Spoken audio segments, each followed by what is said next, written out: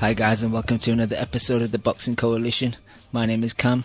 Joining me tonight, MV Chu, Daniel Lim, Leon, Joe Morgan, and I think Ari will jump on later in the show. Hope all you guys are well.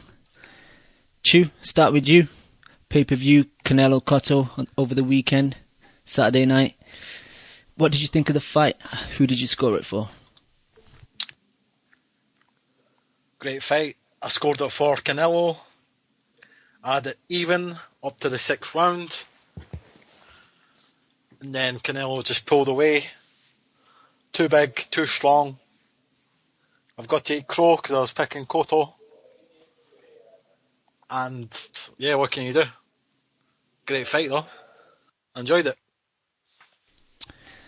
Yeah, I'm similar to you. I had it even for 3. I scored it a lot closer than most people. You know, the consensus was wide for Canelo, and odd people scored it slightly for Cotto. I don't really see Cotto winning the fight. I don't see a draw either. I had it 7-5. Early rounds are really, I thought Cotto gave most of them away. You know, Canelo gave most of them away. I think Cotto was boxing him as well. He was using his movement. I don't know, I don't want to be critical of Canelo because he won the fight and I picked Cotto, but I wasn't impressed overall with Canelo, you know, over the fight. I thought he really should have got Cotto out of there. I almost jinxed Cotto in the last round because I was, just as the last round started, I was thinking, Cotto's face is not too bad in this fight. You know, normally he's cuts and really puffed up cheeks, you know, eye damage, and it's only the last round where he picked up that cut. So, people are saying, you know, Canelo was hitting him with big shots. A lot of those shots were getting blocked, a lot of them were getting deflected. The uppercuts, though, from Canelo were really working well. The right and the left uppercut, I thought the accuracy was good and he was getting decent power on him.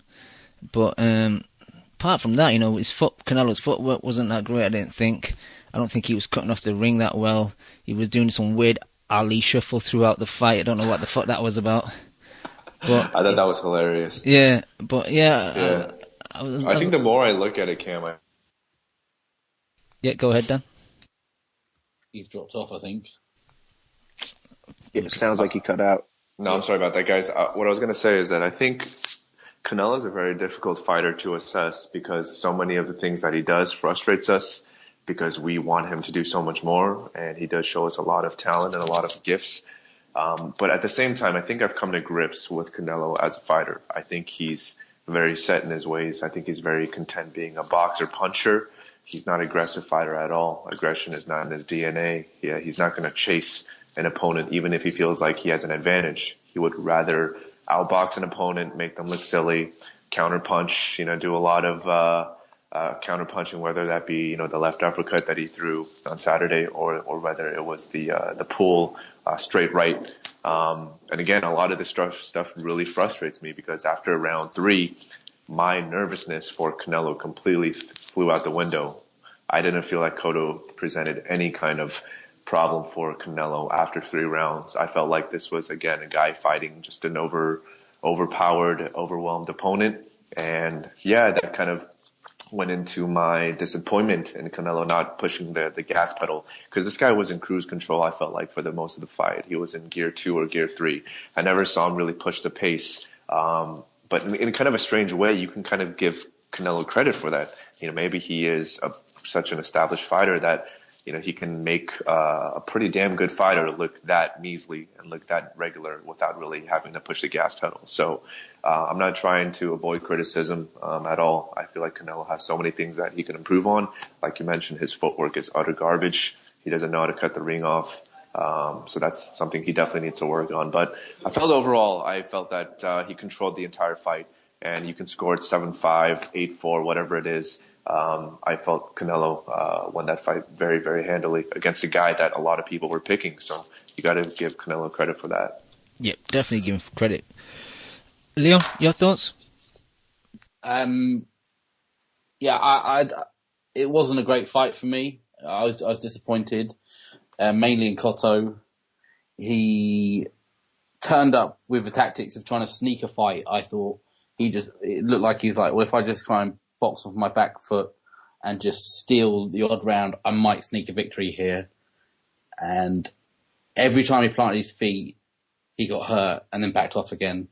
Canelo was in complete cruise control. Much like Lim, after 4 rounds, I thought the fight was over. I have no problems with the scorecards, any of them. Between 1 and 3 rounds is all Cotto deserved for me. But Canelo, like everyone said, bad footwork. He was playing with his food after 8 rounds, and he should have blasted him out of there because Cotto couldn't hurt him. He should have just walked him down and smashed him out. So overall disappointed. I know I'm salty. Everyone says I'm salty, but these are the big fights, so we should hold these people to very, very, very high standards, and we should, if we're going to, we all everyone's shit on Floyd over the years for not putting the risk and the danger into a fight, and neither of these guys did, so they deserve criticism, I think. Leon, I agree I don't think the fight was the greatest fight. There were points where it seemed like it was going to catch fire, and then like someone just dumped it out, like putting out a cigarette, and then the fight went to back to being a bit mediocre. But I don't agree with you saying that you're okay with all the scorecards. I thought the 119-109 scorecard was disgusting. But disgusting for what? I mean, Cotto wasn't there to win. But in the early rounds, he was boxing well. I agree that, he knew that he didn't really have the power to do anything. His shots were just bouncing off elbows and arms. I don't really think he caught Canelo clean at that, probably just a handful of times. Fight like a loser, get scored like a loser. That's how I see it. No, I disagree. I think he did okay in earlier rounds, but okay. And Cam, even when you look at like the punch stats, like obviously Canelo had the most effective, so it's tough to really say that it means too much. But usually when there's not a really big disparity, you're going to get closer rounds and closer scored fights. But I think Canelo won clearly, but like 119, 109, that's crazy. Yeah, I don't see that. But how did you view the fight, Kev? I liked it. I think it did underwhelm, and I think for some of the reasons Lim said that, Canelo just doesn't take the aggressiveness, the next step to really get guys out. And maybe if he did, that would get more desperation out of Cotto, and we could have had more of a fight. And it didn't really happen that way. So he wasn't really stalking them. And I think and I guess same thing Lim said, it's just like he does something so good and he has his limitations there. So it's like hard to judge him. Because in some ways you're disappointed because, and I mentioned to you, it's like whenever Cotto would step in range, he would either hit him with a straight right or he would wait till he jab or something and step back and do like an uppercut. And every time he did that, he was physically moving Cotto and he just wouldn't pounce on him. So he was like content with just landing a good shot instead of trying to do too much more. And I was like, damn, that sucks. But I know everybody seems to be commenting on his footwork, which has never been good, but I don't know, like what in this fight really showed he didn't have footwork. I mean, he didn't use much. He was more stationary, but I think the distance was pretty much agreed upon by both, and they were just standing right there. So I guess he didn't use his footwork to generate much offense, but it didn't look like he was doing anything super bad and ugly and off balance. What'd you guys see? Go on. I was going to say his upper body movement and head movement have always been good, and I think they looked even better. And some of the defensive stuff he did was really good, but with his footwork, when he's trying to force a fight, is poor. And you want to see him force a fight because there's so much potential there. I mean, imagine how big a result it would have been if he knocked him out in the 8th or 9th round. It would have been huge. And he had him there. He was there for the taking. For me, the footwork-wise, I just thought, Cotto constantly spinning off to his left, that's Canelo's right. And Canelo seemed to be following him a lot. I thought he could have maybe stepped across to his right, maybe trapped him in the corner, and then pounced on him. He didn't really do that, I don't think. Well, he gets him pinned. He hurts him, and he steps away. It's like, I mean, God knows what. I mean, what Triple G would do to Cotto is just terrifying, really, isn't it? I mean, he's got no business being up at that weight. None at all. Yeah, he looked tiny, and yeah, it's ridiculous.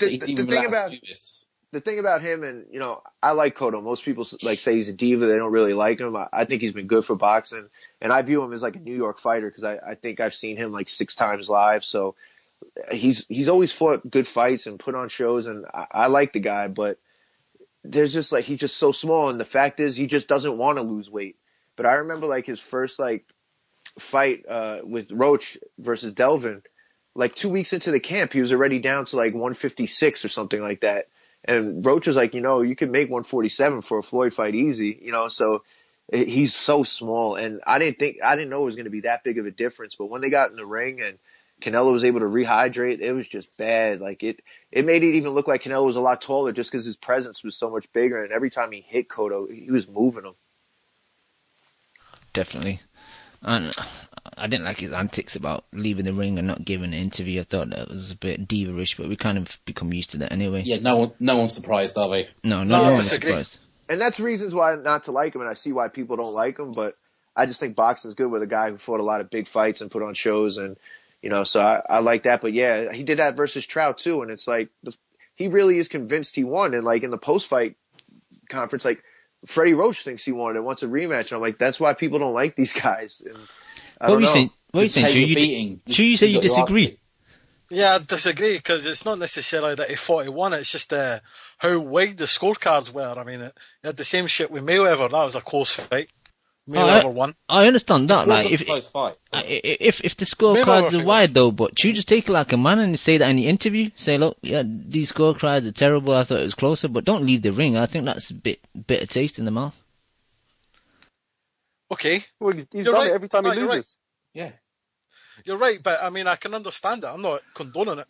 Oh, okay, I thought you condoned it. To make it even worse, though, HBO sent somebody back to get a word with him, and they still couldn't get a word with him. So it's like, we're paying you this much money. You're a star. Like, help us out. Like, we might use you again for another fight. So, like, help us out. Like, do something. And that's just fucked up. You can't complain about the scorecards after going into a fight where you didn't commit to any punches, as far as I can see. You didn't ever try. He never hurt Canelo, and he didn't try to hurt him. And he wasn't willing to exchange. There were times where he was trying to exchange, but they were few and far between.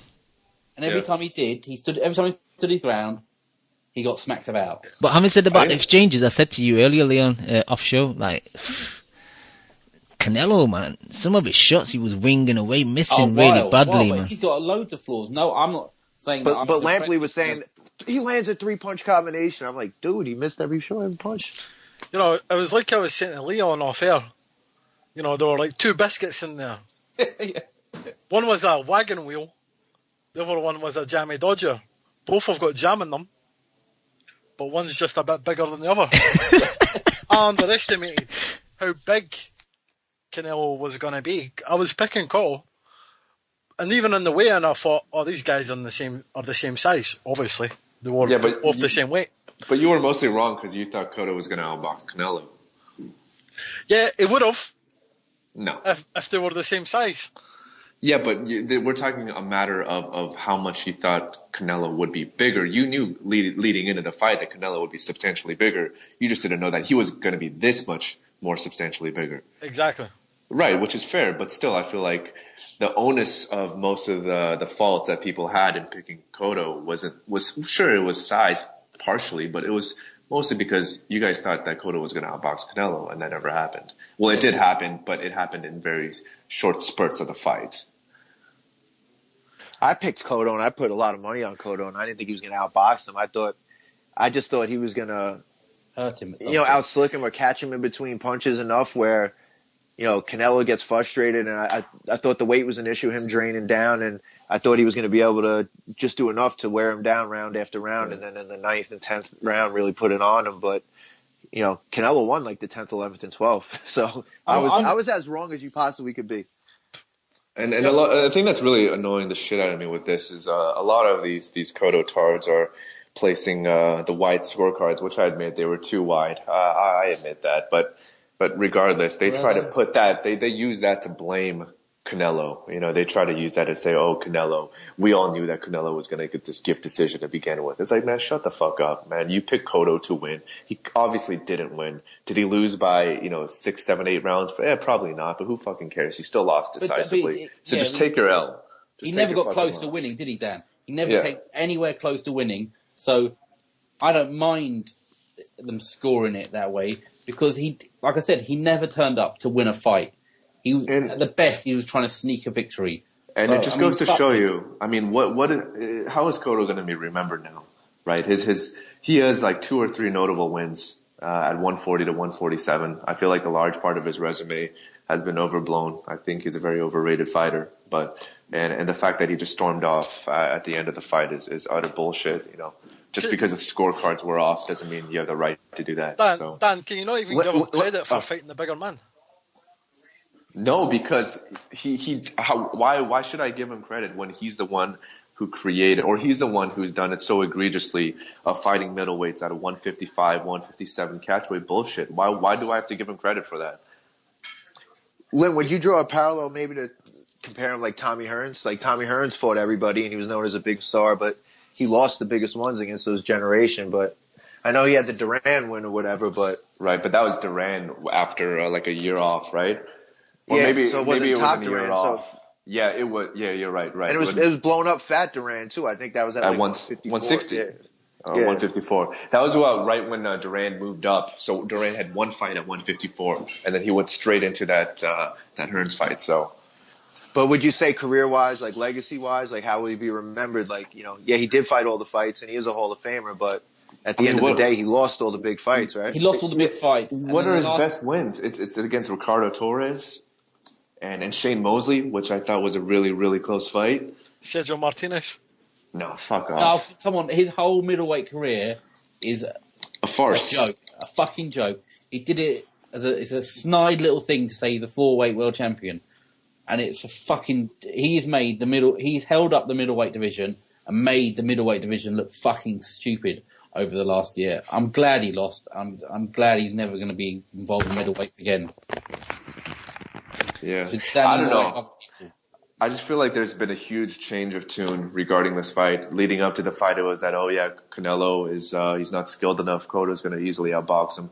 And now the narrative is changing into, oh, we need to give Cotto credit and we need to applaud him for fighting the bigger man. You know, that's just the way I see it. Yes, you do. Not necessarily, because again, back to what Leon said, I feel like his entire middleweight run is a farce. You know, he steals the belt from his first fight at middleweight is against Sergio Martinez, the most hobbled, crippled fighter that we've seen in a very long time. He gets the belt from him, and then he makes Daniel Gill strip down to 157 at a bullshit catchweight, and then he fights Canelo at 155 at another bullshit catchweight. So, you know, fuck him. Let me get Joe's opinion. Joe, you've been sat there quietly. Your thoughts on the fight? I've just been sat here listening to all this hate, minding my own business. It's not hate, it's what happened. Alright, well, it wasn't a great... It wasn't a great fight. I don't agree with people who say that it was a very good fight. I thought it was an okay fight. It wasn't as bad as Mayweather-Pacquiao. But I was left underwhelmed by it all. I was sort of just... Like, I'm not a Cotto fan or anything. Like, I haven't had any previous allegiance to him. But it always felt that I just wanted Canelo to do that a little bit more. And it felt like he never did that. And I don't think that's due to Cotto running or anything. I just think it's down to Canelo's deficiencies as a boxer.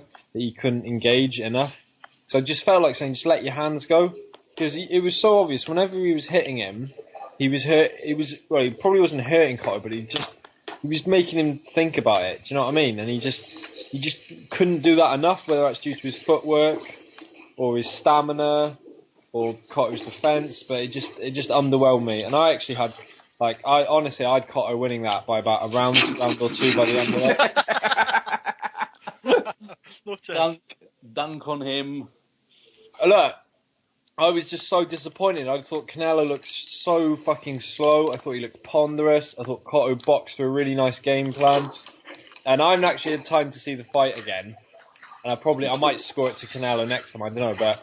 What's with all that background noise? Sorry to interrupt you, Joe. Oh, I don't know, sorry. No, not at all. Oh, he threw me down. I just had him winning, you know. I thought Canelo looked awful in there. I thought Cotto made him... What did Cotto do to win any round? Honestly, tell me. Cotto didn't come there to knock him out or engage in a fight. He came there to win a boxing match and to try and outbox Canelo. Don't be one of these. Don't be one of these, we don't understand the sweet science bullshit. No, I'm not saying that. I'm just saying Cotto was never there to knock out Canelo. He was there to win a boxing match. Freddie Roach, obviously, or Marvin, developed a fucking game plan. And Cotto, for all intents and purposes, boxed to that game plan. I just thought Canelo didn't have many answers for him. And as I was getting later into the fight, I just kept thinking, Canelo, you got to do something more here. You got to turn it on a little bit. You know, these are close rounds; they could go either way. And I kept scoring them for Cotto because I was impressed with his footwork and the way he was getting in and out of range. And yeah, Cotto probably didn't do enough in terms of his output, but I was just so disappointed in Canelo and his in and out of range. But I just thought Canelo looked so bad. So you didn't think the uppercut wasn't good? Oh, there were times where I thought Canelo looked unbelievable. Like that uppercut, I think it was the left uppercut where Cotto would hit a shot, Canelo would lean back and then come back in with the left uppercut. I thought that was beautiful. There was a couple of times where he was giving that sort of matrix head movement shit, which was, that was a bit showy, but that was pretty impressive. But it's just fits and spurts with him. Do you know what I mean? Like I just wanted to see more from Canelo, and I never got to see that from him. And in the end, I feel like you're putting a lot of it against Canelo because you had higher expectations of Canelo leading into the fight, so you're letting that kind of bias your judgment, which is fair. Yeah, which is fair. I didn't think Canelo looked that great, and I gave him 9 to 10 rounds. So I mean, how bad? I just thought Cotto didn't do anything in there. I just feel like Canelo is one of those guys who's just so stuck in his ways that if he fights a boxer, he's just never going to look good against a boxer. Yeah, and the thing he just doesn't commit enough. I know, but the thing is though, it's not committing. I think it's just like skills and technical footwork. Because guys like Golovkin can cut the ring down on anyone, no matter how much they run, and Canelo just can't seem to do that. Because if Canelo fought someone who just stood in front of him and winged away for fucking 12 rounds, I don't think there's anyone better in the sport at putting in combinations and hurtful combinations. Yeah, that's a great point. That's what I was going to say. He absolutely fucking rips in the shots. Like that combination on Josecito Lopez was fucking probably my highlight of the boxing year that year. It was fucking beautiful. But the thing is, though, doesn't deal with any lateral movement at all. Yeah, but people always say that, and yet he's 3-0 against guys with such descriptions. Yeah, but so clearly he's pretty damn good.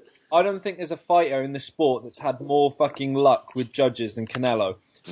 Bullshit. That's bullshit, bro. That's fucking bullshit. Apart from the Floyd, I'll give you the Floyd fight, but Cotto, Trout. He couldn't. Trout, no way. Trout was a close fight. Lara he beat. He has always had the benefit of the doubt from the judges. There has never been one single card that Canelo has fucking been judged on which has gone against him in some way. They've all given him as much credit as possible, and I thought that happened again on fucking Saturday. Yeah, but the thing is, I don't give a fuck about those cards because I scored all of those 3 fights for Canelo. Obviously, I'm a huge Canelo fan, but I like to think of myself as a pretty realistic, non-biased Canelo fan. That Lara fight was 7-5. I felt like Canelo won that fight towards the end of the fight. I felt like Trout was 7-5 for Canelo as well. Trout just didn't produce enough. You talk about his calves every fucking other day. How can I say you're not a biased Canelo fan? Because that's me fucking trolling. That's the art of trolling. I don't really think of his calves every single fucking day, obviously. I don't give a shit about his calves. I just like his style as a fighter, and I think he's won all 3 of those fights. I don't give a shit what the judges have to say. Because with my eyes, he's won all 3 of those fights. Because he always lands enough meaningful shots in a fucking fight against a boxer for me to choose him to win the fight, or for me to select him. No, that's fair enough. Like I think they were all close fights. I just don't see how you can have 7 rounds to Cotto in that fight. I thought he won the majority of the first 6. Honestly, the majority. So if he won the majority of the 6, that means he gave him at least 2 or 3 of those last rounds. Yeah, I thought he did. I think one of those last rounds was a really clear Cotto round. I think he might have been round 11. That was bollocks. That was just him fucking bravado. He just suddenly decided to throw a few punches because Canelo wasn't doing anything.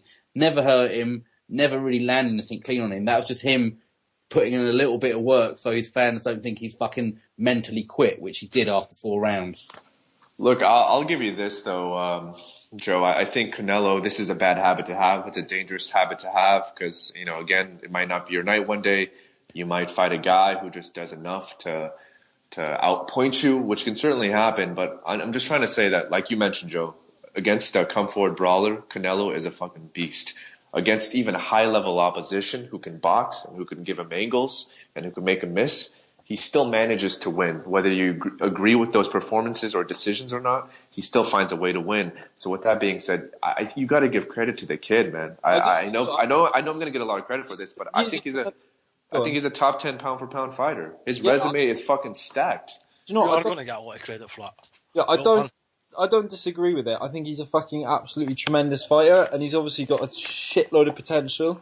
But as his career goes on, he's moving out of divisions where he comes in 10, 15 pounds heavier than the guy on Fight Night. And I don't know if his skills are developed. But that's not his fucking fault that Cotto's fighting in a weight class he shouldn't fucking be in. I know, and all credit to him for getting Cotto in the ring and taking that sort of legacy away from Cotto and to putting more shine on him. Do you know what I mean? But, let's face facts here. Canelo is only going upwards, and the weight discrepancy between him and the guy that he's fighting is going to continue to diminish. And I don't think Canelo's skills are developing at a pace that are going to sustain him as he fights bigger and bigger guys. Yo, I don't know. Is that a fair? Canelo's never going to be able to fight for the IBF belt because he'll never make that 10-pound rehydration limit. But I have no doubt that Golovkin absolutely wastes him.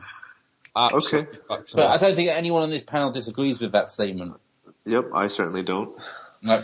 But I'd probably see the fight again. I might see it differently. But that honestly, I could come on here and just bullshit and say I thought Canelo won, but that was my honest opinion.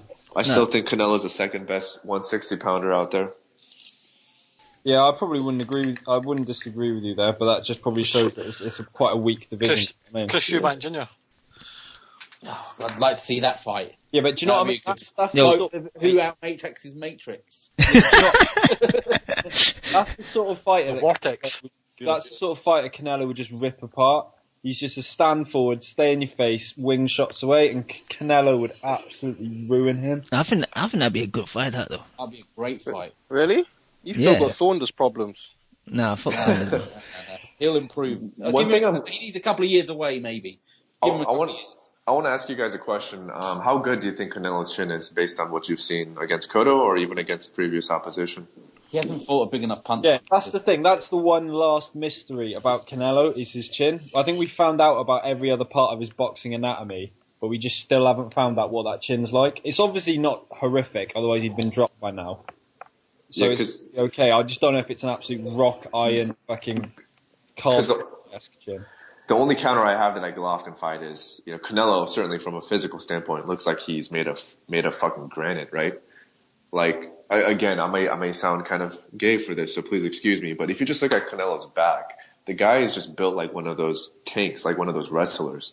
Like, he's so dense in terms of his anatomy that I feel like if he can really take a punch, and I'm talking about a granite level chin, that Golovkin fight may be interesting for 6 to 7 rounds until, Golovkin just wastes him. But I don't know. It may be a fantastic fight because Golovkin's going to come to Canelo, right? So Canelo's going to have plenty of opportunities to get off his shots. And I think Canelo does have faster hands than Golovkin. But of course, Golovkin would probably end his night with one of those big shots. Well, let's move on. But my next question, Dan, was for you. And what do you see next for Canelo? Well, if you want to move on, let's talk about Canelo's pay-per-view numbers. Supposedly, according to Fat Dan Rafael, he did 900,000 pay-per-view buys. So I think most of that that's predominantly Canelo.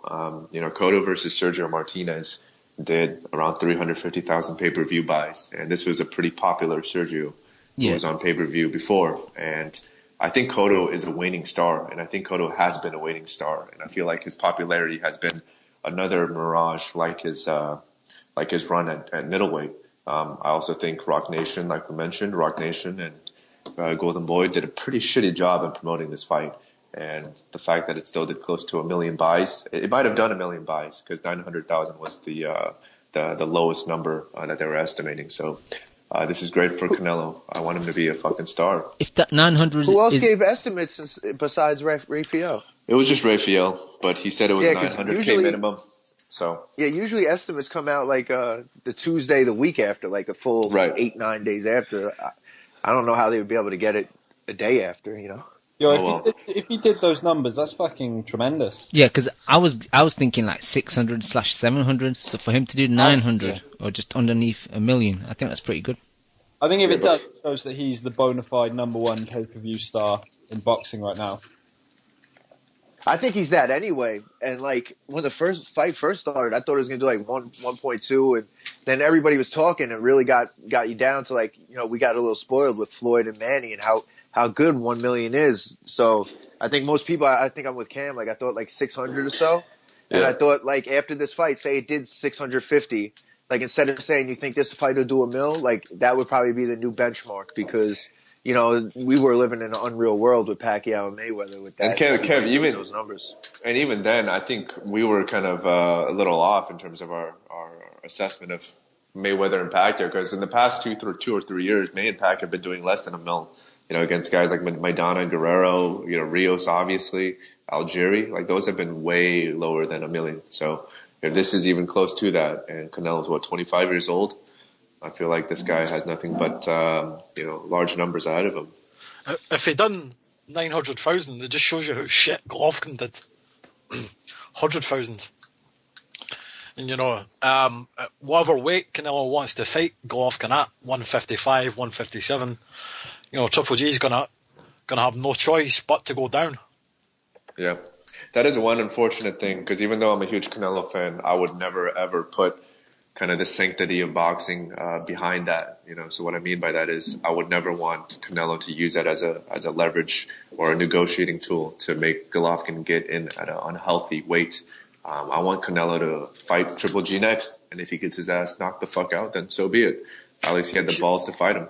I actually think that would help the fight if they fought at 157, because a lot of people will think Golovkin's going to be weaker. It's going to be more of an even fight. But I think it might sell the competitiveness of the fight more if Golovkin came down in weight. Does Golovkin need to come down, beat Canelo up, and then steal his fans and become the pay-per-view star? Yeah, that's the way it usually is. You've got to beat the man to be the man, and Canelo's the man at the minute. Yeah, so I think if he went down to 157, that's Canelo's right now. If we're living, you know, we've got to be realistic about the world we're living in. This shit's going to happen, right? So there's no point getting upset about it. I used to get very upset about it, and I still do really. But fuck it, then the rules. Just go down there, beat him up, and then you can get on with it, can't you? Can I ask you guys a question? Do you guys agree that Triple G is or do you guys think Canelo is a bigger man than Triple G, or roughly even? Like, what's your take on that? Physicality. Yeah, physicality. Well, maybe he comes in a bit heavier in weight, because what did he come in, about 175, doesn't he, usually? Yeah. And Kev was saying Triple G came in at 171 the last fight, and then a little bit lower. But he might be bigger, but I think Triple G's stronger. So okay. The only picture I've seen of them is that infamous spar they had together like a couple of years ago. Have you guys seen that picture? Yeah, when they're standing next to each other with arms up. Yeah, they look pretty much the same size there. Yeah, I think the same size. I think Canelo's a bit broader. I think he's just I think Canelo's thicker, man. He's built like a bull, isn't he? And Golovkin's more of like a natural middleweight in terms of like his. But what is he? 5'10" Triple G. Yeah, I think they're roughly. Like, I don't think he's 5'10". I think he's probably about an inch taller than Golovkin. But no. Canelo's not 5'11". Yeah, Canelo's got to be shorter than. He's about 5'8", 5'9". Yeah, I think Canelo's 5'7", man. Yeah, I think because Cotto's only like 5'7", and Canelo's maybe an inch bigger. You know? Not even. It was like half an inch. Remember those weigh-ins? They were pretty much at the same height. Canelo's 5'8". He's the same height as Mayweather. When him and Mayweather went head to head, they were like fucking eye to eye, head to head. So yeah, he's 5'8". No, because I was just having an interesting discussion. This might not mean anything, but I was having a discussion with a friend of mine. So if Canelo, rehydrates to a larger weight than Triple G does, right? And my friend was saying that makes Canelo the bigger guy. But my counter to that was, if Canelo's truly the bigger guy, then why is the bigger guy able to go down to a lower weight than the so-called smaller guy? Do you know, I think it's to do with his physiology. No, it absolutely is. No, it is obviously about the human body of each respective fighter, but then, that kind of comes into play in the argument, then who really is the bigger guy? I don't, because Golovkin could do that as well if he wanted to. He could get down there easy, I think. You think so? Chooses not to. Yeah. You think he could get down to 155? Yeah. I don't think it's going to be as easy as most people think. Not easy, but I think he can do it. I think Canelo forces himself down there because he wants to be the bigger guy, right? His team was saying that he could make 154 like a year Yeah, ago. but his team talks shit, don't they? Yeah, his team, you can't take. But he weighed, that IBF weigh-in was something like 8, 9 in the morning the next morning, so, and he was like 171. So if somebody's putting on that amount of weight within like 12 hours, I don't think he's as small as people want to say. And you got to factor his age into it, right, Kev? Because when you're 34 years old, you can't cut weight the same way you can when you're 25. Yeah, well, it's just natural. Like your bone density gets bigger, so like you see people who can't make that 1 to 2, 3 extra pounds anymore. I think Golovkin could make 55, but I think he would take something out of him just because he's been a natural middleweight for so long. He's not had to go that low where Canelo's been cutting weight for so long. I think his body's a bit used to it. Obviously, he's a lot younger. It will eventually catch up to him, but I think it's really going to affect Golovkin more. That's why if I was Golovkin's team, I would say something like no lower than 157 or something. Yeah, but he's a more natural athlete, doesn't he? He looks more like an athlete. Yeah. So, I mean, I think he's got the capabilities to do it, The thing is, even at that age. With Canelo now, obviously, if I'm Golovkin, I do everything possible to make that fight next, or maybe after like a January defense in Monte Carlo, have that in like spring. But if I'm Canelo, why don't I just wait a year, 18 months till Golovkin's, hitting 36, fight him, maybe beat him, and you still get the credit for fighting Golovkin? See what I mean? But he's not going to deteriorate that quickly in 2 years, Triple G. I don't know, mate, but I don't see why Canelo is... Obviously, I'd love to see the fight, and I hope it happens right next. But if I'm Canelo, why do I want to fight him right now? I don't think his fucking financial bargaining power gets any less with him delaying the fight, and it's only beneficial to him as Golovkin Who's got that background noise? I think it's Joe himself. I think he doesn't have to do. He can do whatever the fuck he likes if they're his numbers. No, but my issue is what's the situation with the belt? Because isn't Golovkin mandatory now? And the Mexican fans, they're very prideful fans. That if he drops the belt now, Canelo's going to get a lot of stick. So he'll get one fight and then Golovkin. Is that what you're saying? No, I'm sure Golovkin's like mandatory next fight. I don't think Canelo is allowed to have a fight in between, as far as I know. Well, then happy fucking days, right? Why would they not be able to do the step aside again, Cam? I don't think Triple G would take the step aside. Huh? I think Triple G wouldn't take a step aside. Well, Cotto didn't fucking pay him, did he? But doesn't the WC mandate that? I think he was already... No, it's between parties, and WBC would be over it, but they're not going to step in. And I think Golovkin would not take the step aside and just prefer Canelo drops the belt and fight somebody else, and then he could say he has all the belts or something like that. So, especially if they're going to force 155, because it really seems like his team just values belts and not really fights, Who, Triple G or Canelo? Triple G. I think Canelo will drop it in a heartbeat. Like, oh, you don't want to come to 55, and if WBC mandates him to fight the Triple G, he'll just be like, all right, he's not going to come to 155, so I'll drop the belt. That's bullshit, though. How can it's a 160 belt, man. You shouldn't have to go down to 155. That's ridiculous. I hate that shit, man. Well, then he'll drop the belt. So then it's not, but he's not a belt holder. And trust me, if Canelo did do that, I would, give him as much shit as I did Cotto. But who's the motherfucker that started that? Oh, true. Yeah, I agree with you there. I agree. And the thing with Cotto is everybody gave Cotto shit for you have a 160 belt. Why are you fighting at this? And so when he got called on it, he just dropped the belt. So it's like, he don't need the belt. Neither does Canelo. So it's like, say he drops the belt. Would you rather watch Cotto versus Canelo at 155 for no belt as opposed to no fight? Yeah, but Kev, did you hear what the WBC were charging him for fighting for the belt? They were charging him the step-aside money for Golovkin, which is what? $1 million? 800. Yeah, but that's something he decided to do. Like that, he negotiated that. So he was acting dumb when he shouldn't be acting dumb, And the fee for the belt, which is like 200,000, so it's like $1 million. This fucking fraud is getting 15 fucking million pounds. I don't feel fucking sorry for him. But the reason I don't care about that fee is he didn't mind fighting for the belt when he wanted to become, is it a 4-weight or 5-weight world champion? But once he made that record, fuck the belt now.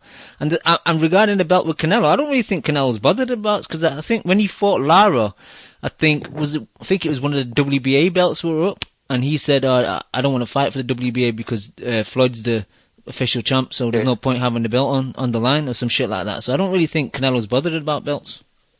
I don't know, exactly. I just can't see him dropping the WBC middleweight title, do you know what I mean? I think, especially because the WBC is traditionally, they've got that Mexican heritage and all that shit. You know what's funny, the Mexican heritage is why there's all those conspiracy theories about the score, and they always wanted to put the belt back on Canelo and stuff, and one guy I know who talks mad shit, he acts like he knows more than he does, and he's a clown. But he said, don't be surprised if WBC pulls some, well, it wasn't a title fight. Canelo technically fought for a vacant belt, so we'll allow him to fight a voluntary and then decide if he's going to fight. Make an exception. That's a good point, actually. That's a good point. Yeah. That is a really good point. I don't mind if he has a voluntary as long as the next fight is Triple G. So, but can I just say that's fucking ridiculous? So he gets paid $15 million, and he has to pay what? A percentage of that, which is 10%. Yeah, but, I don't know. Yeah, but they were capping it at 300,000. So still, the bulk of that 1.2 million. Yeah, the bulk of that 1.2 million was going to go to Cotto going to go to Triple G for him not fighting Triple G. So yeah, if I'm Cotto, I'm upset because they're pretty much giving the belt to Golovkin without having fought anyone. They're just they're really fucking disrespecting Cole, because Cole, say what you want about the Sergio Martinez thing. Whose fault is that? Yeah, no, exactly true. Cotto had the opportunity to fight Golovkin, but he didn't want to. So then, it's not Golovkin's fault. He's mandatory. If you don't want to fight him, you got to pay him step aside. No, I'm not talking about the step aside. I'm just talking about the WBC. I'm just saying you can't have it both ways. You can't fucking take sanctioning fees for Golovkin and then take sanctioning fees for Cotto. It's make your fucking mind up. And then that's what Cotto was pissed off about. That's why Cotto didn't want to fucking fight for the belt. It's just alright, you've pretty much gave that guy the belt. Well, just fucking, I'm not going to pay your fees. Yeah, I mean, look, we all know these people are fucking crooks, so that's by the by, but I'm not ever going to shed a tear from a man who has to pay 6% of his purse to fight for a belt when you're getting that much money.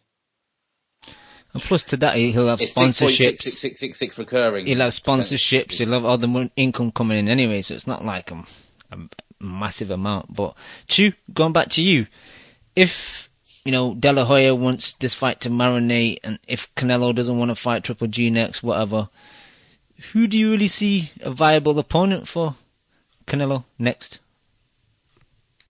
Canelo, I would like to see Lemieux. I'd basically like him to fight everyone that Golovkin's fought at middleweight. I think just forget 154. Just move up to middleweight. Fight common opponents at Golovkin and see if you can beat them in a better manner. So you'd be down for Canelo versus Macklin? Nah, not fucking Macklin. Fuck that shit. Then you can't even beat area level guys anymore. Outside of Lemieux, who chew? Martin Murray, if he came back down, wouldn't be a bad test, would it? He doesn't need another loss on his fucking record, does he? so who's the mandatory? That fucking Barbados guy. What's his name? Johnson. Willie Monroe? Oh, Tyriano Johnson? Yeah. Tyriano Johnson. Fight Tyriano Johnson next. That'd be a good fight. Yeah, that wouldn't be bad. Or Andy Lee, if Andy Lee wins. It would be interesting to actually see Canelo fight a 160-pounder at 160 pounds. You know Canelo's going to be 185 pounds on fight night, right? Yeah, but that's going to make his already disgustingly bad gas tank even worse. No, it might not. It might be the exact opposite, actually. It might improve it. Because I think a lot of Cotto's improvement in the stamina department, or at least to some people, I think Cotto's stamina actually did improve a little bit as he moved up weight classes. So maybe that's going to happen to Canelo. Like I've said before, the key to matchmaking is kind of like The Undertaker and Kane. This is to my boy Kev. They fucking brought in Kane. This is to the WWF fans. They made him fight all the fucking common opponents, steamrolled them, and that just made the fight bigger. That's what they done with Manny Pacquiao. Made him fight all of Floyd's opponents back in 2008. Steamrolled them. steamrolled Hatton, steamrolled Hoyer. Everybody was thinking, oh, Pacquiao could beat Mayweather. But That's true. what fucking Canelo's got to do. He's got to fight Lemieux, Curtis Stevens, Rosado, knock him out in a couple of rounds. Like, I think he could. I think you just Who proved wants my to point. see those fights besides Exactly. you, though? I think you just proved my point. That's exactly what I was going to just say. The main difference between Canelo fighting all those recycled names versus Manny doing so is that those names were viable names. Those are big names that Manny fought.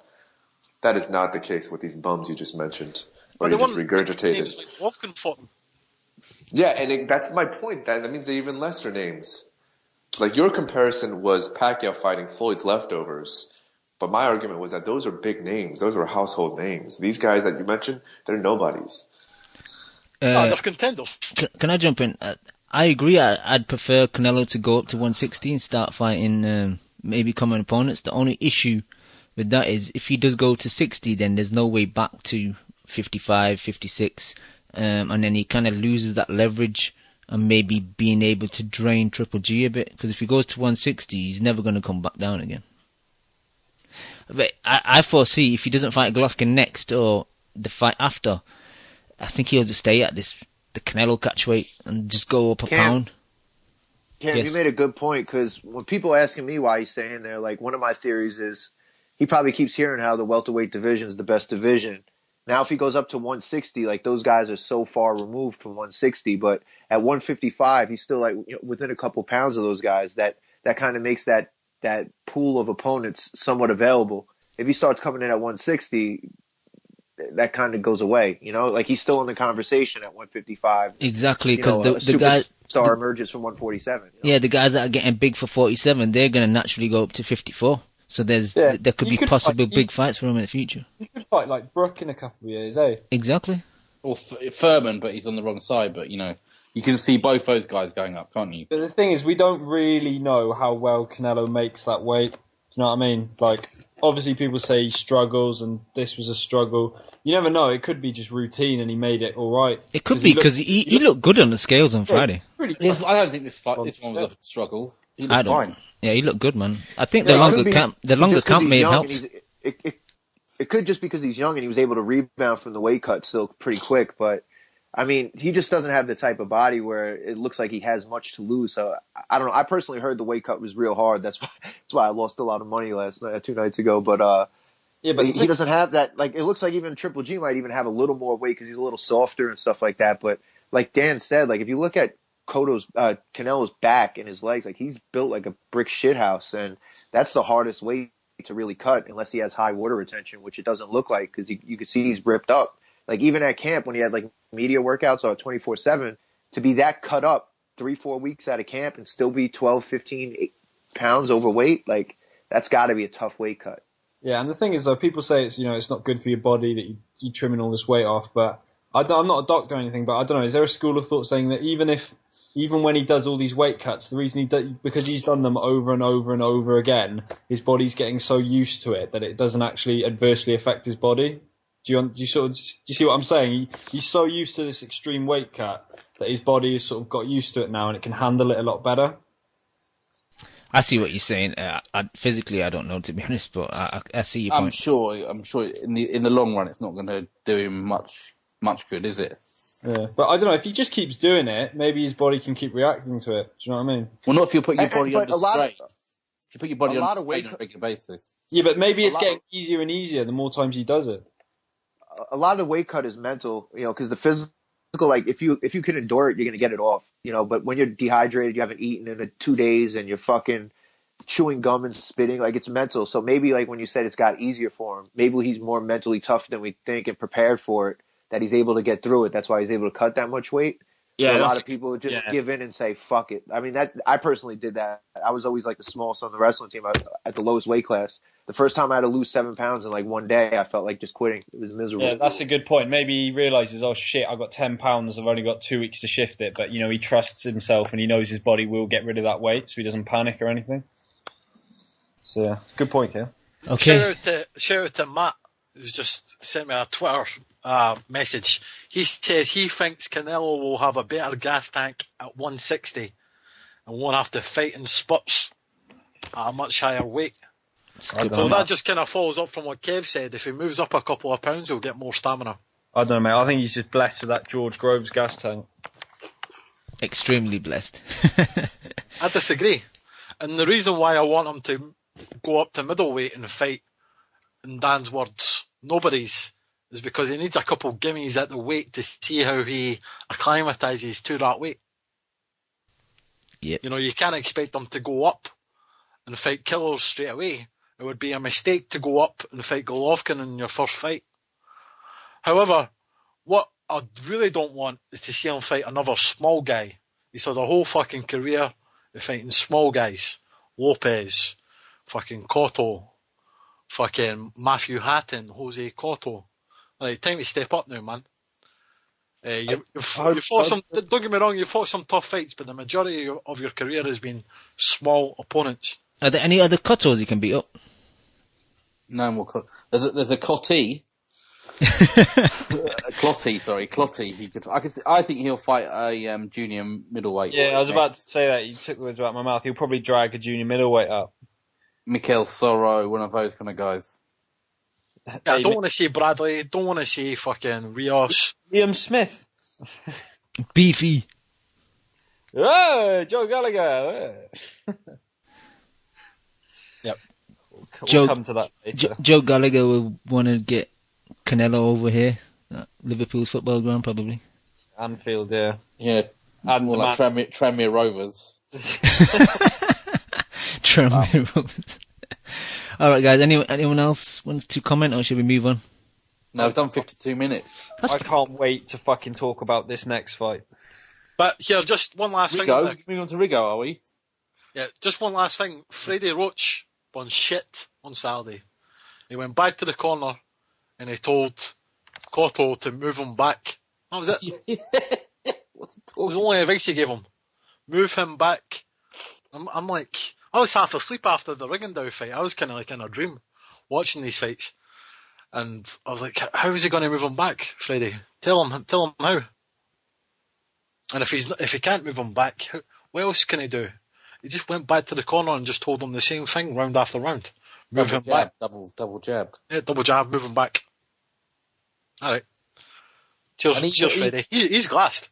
Even Freddie knew that Cotto hadn't turned up because he's going, stop throwing lazy jabs. He keeps hitting you with a right, stop throwing lazy jabs. He said that to him every round. So, you know, even he knew he was done. Yeah. Poor show. All right, let's move on. Joe, you were enthusiastic about the next fight that we're going to talk about, so you go first. Yeah, fucking hell. Rigo looked so fucking... Nah, I'm joking, innit? Oh my fucking god, what a fight that shit was, man. People have been saying for weeks that, you know, Miura Vargas was going to be a bit of a war. But, you know, I was watching it with a casual. So I said, watch this fight, mate. It might be quite good. And fucking from round one, it just was so enjoyable to watch, man. The way Miura was nearly out of there in the first round. He just came back into it, dropped Vargas. Vargas looked like he was on the way out, and he came back and just absolutely layered fucking Miura back out. And Miura did that fucking jokes thing where he got up and threw his arms in the air. Desperately that was amazing.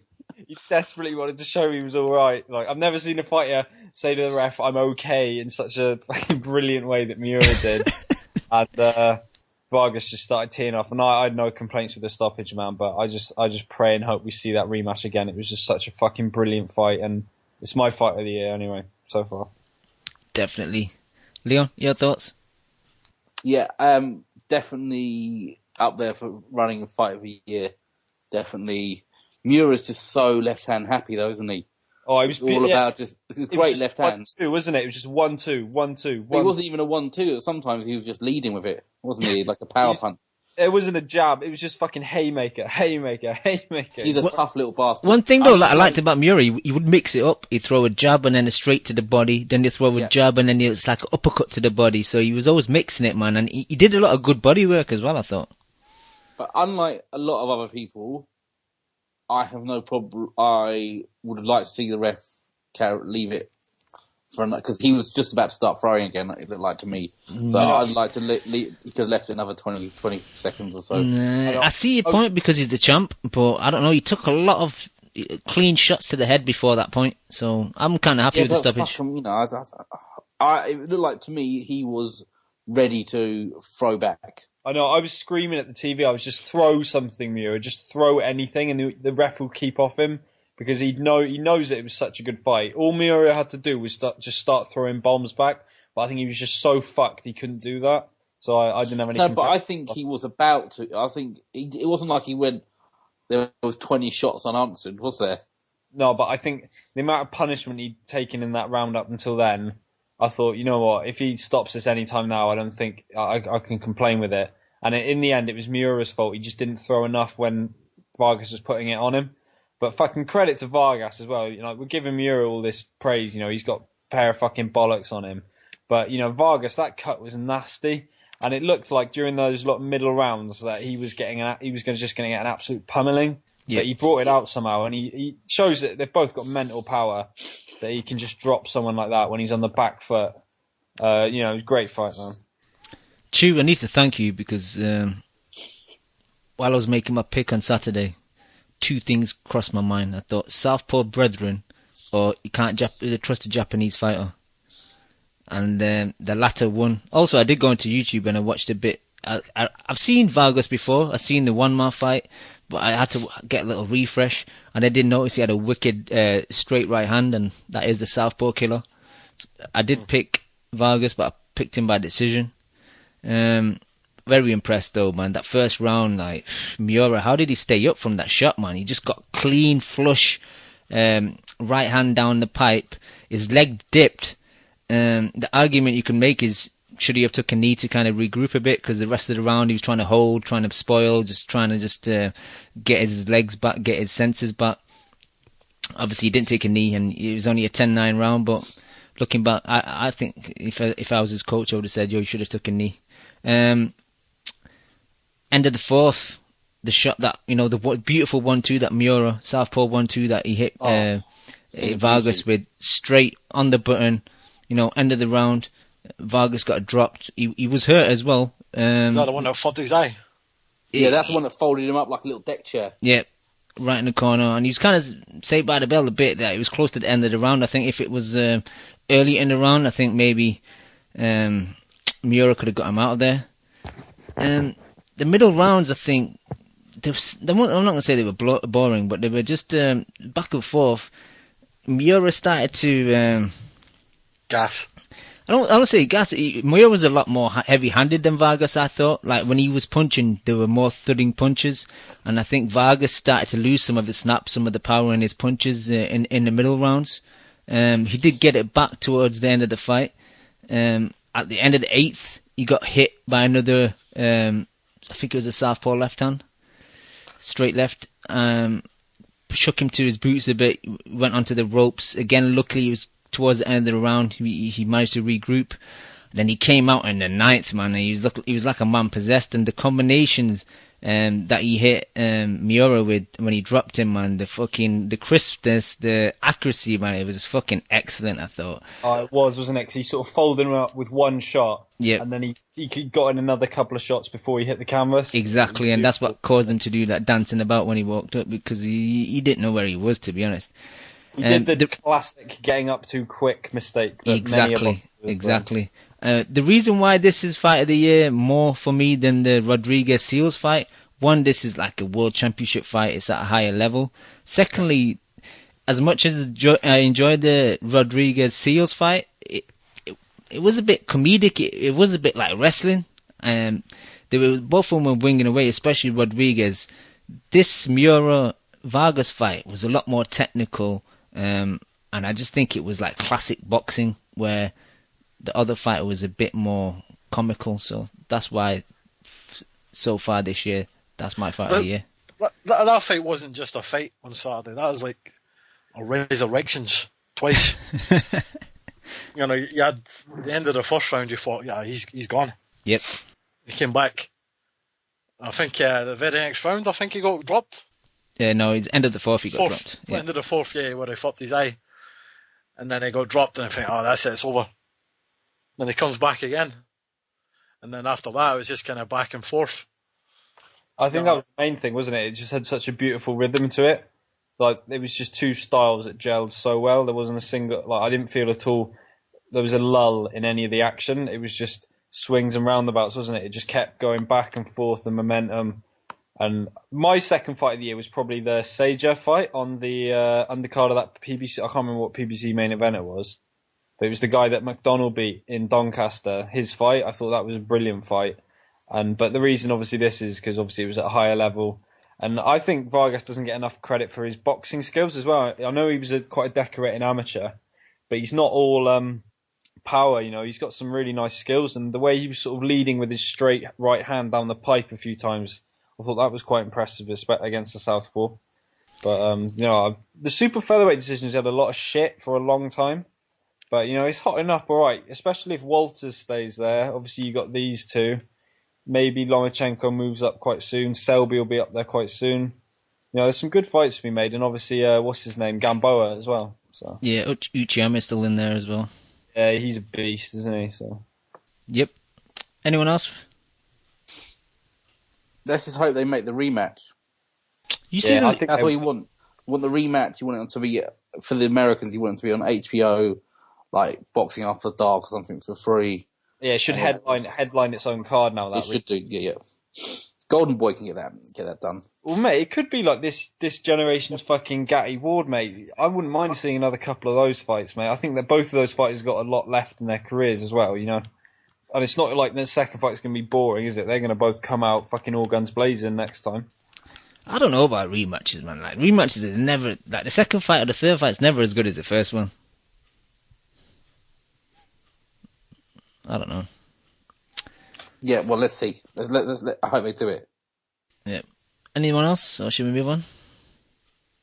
Let's move on to Mr. Rigo, who sent most people to sleep before the pay-per-view. The biggest thing that frustrated me was, you know, you're on a platform here. From what people tell me, that Rigo talks a lot of shit in interviews. He calls people out. He shits on people, and he fights this dude who I think got knocked out in the fight before that, in the first round, his previous fight in the first round. You're on a stage of, you know, pay-per-view, big fight, a lot of eyes on you. You should make a good impression on people.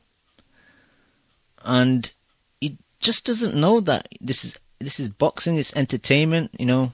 It's like people watch this shit to be entertained.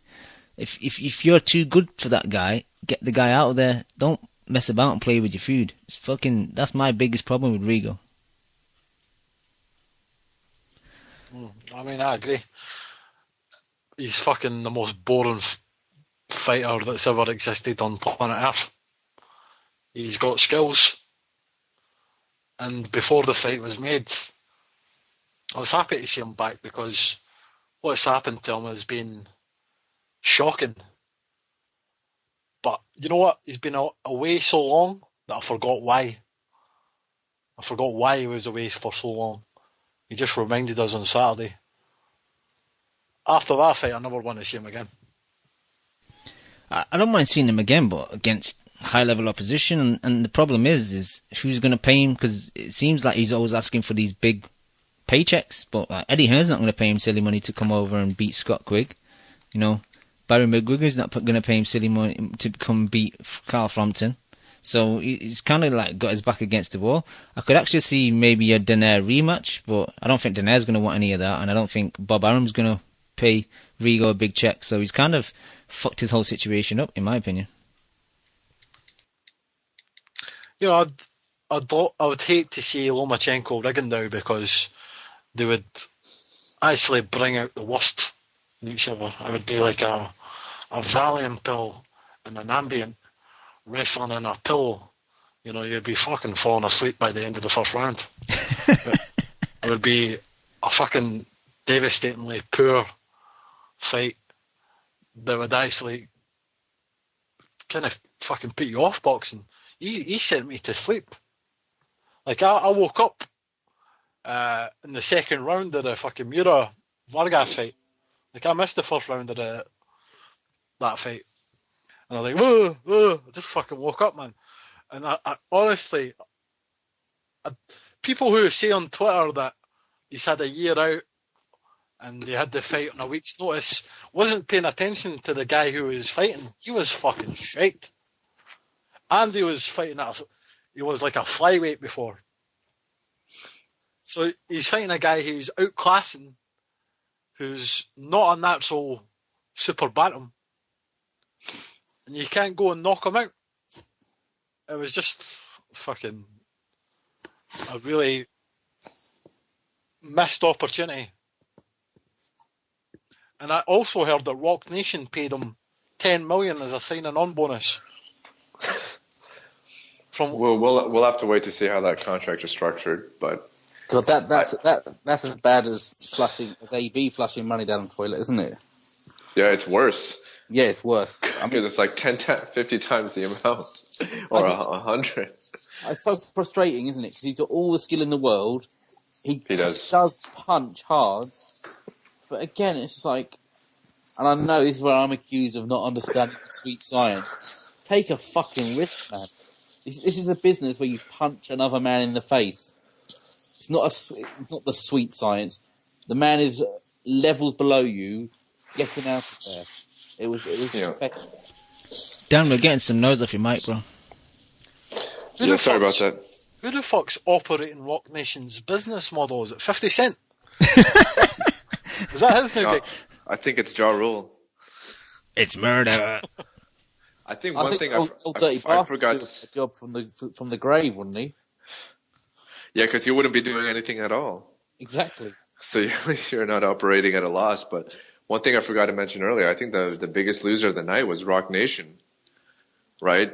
I mean, you have three guys in your stable. I guess three of your main guys is Rigondeaux, Andre Ward, and Miguel Cotto. You know, one of the guys didn't fight, the other put on a fucking stink fest, and the other one took an L. So, you know, I don't see them doing much business any longer. So. No, you could do a card and you could just call it the Three Bastards. Rob Palmer. Rob Palmer in the chat corrected me. He said it's 10 million over 3 years, not a 10 million signing on bonus. So that's like fucking what, 3.5 million each fight. Because you know he's only going to fight once a year. Twice, well, you know, more likely to get 2 fights out of him, aren't you? Two over 3 years. Yeah, probably. Maybe 7 if it's a miracle. And this goes to what I heard Kev speak earlier. I hate this kind of thing. It's like, oh, he's a master boxer, so it's up to you to do something. Why? When did that become the fucking rule? You know, if you're that much better than your opposition, and you haven't been on TV for a year, knock him out. It's like the Floyd logic, you know. Floyd fans always say, "Oh, Floyd is so good, he's so elusive and fantastic. Then why doesn't his opponent do something about it?" But my counter is that if you're that much better than your opponent, then the onus is on you. Yeah, you're the A side. You're the main guy. You're the one who's meant to entertain us. And if they're levels below, get on with it. And the difference is Rigo has power. He can punch. He's got a lot of fucking power. That's why I still think that Lomachenko fight is so interesting. I think that's a 50-50 fight still because, you know, Lomachenko's obviously the naturally bigger guy, but I could still see Rigondeaux negating a lot of Lomachenko's offense like he did to Nonito. I mean, obviously Lomachenko throws a shit ton more than Nonito does, but another thing is I don't think Rigondeaux would have much to fear of in terms of Lomachenko's power. Yeah, I agree. I mean, Rigondeaux is strong, but he doesn't. I don't think he realises how strong he is. You know what I mean? He's just like, he's happy to just do what he's always done. Right. Just be in his comfort zone, you know, because throwing a strong punch involves risk. Yeah.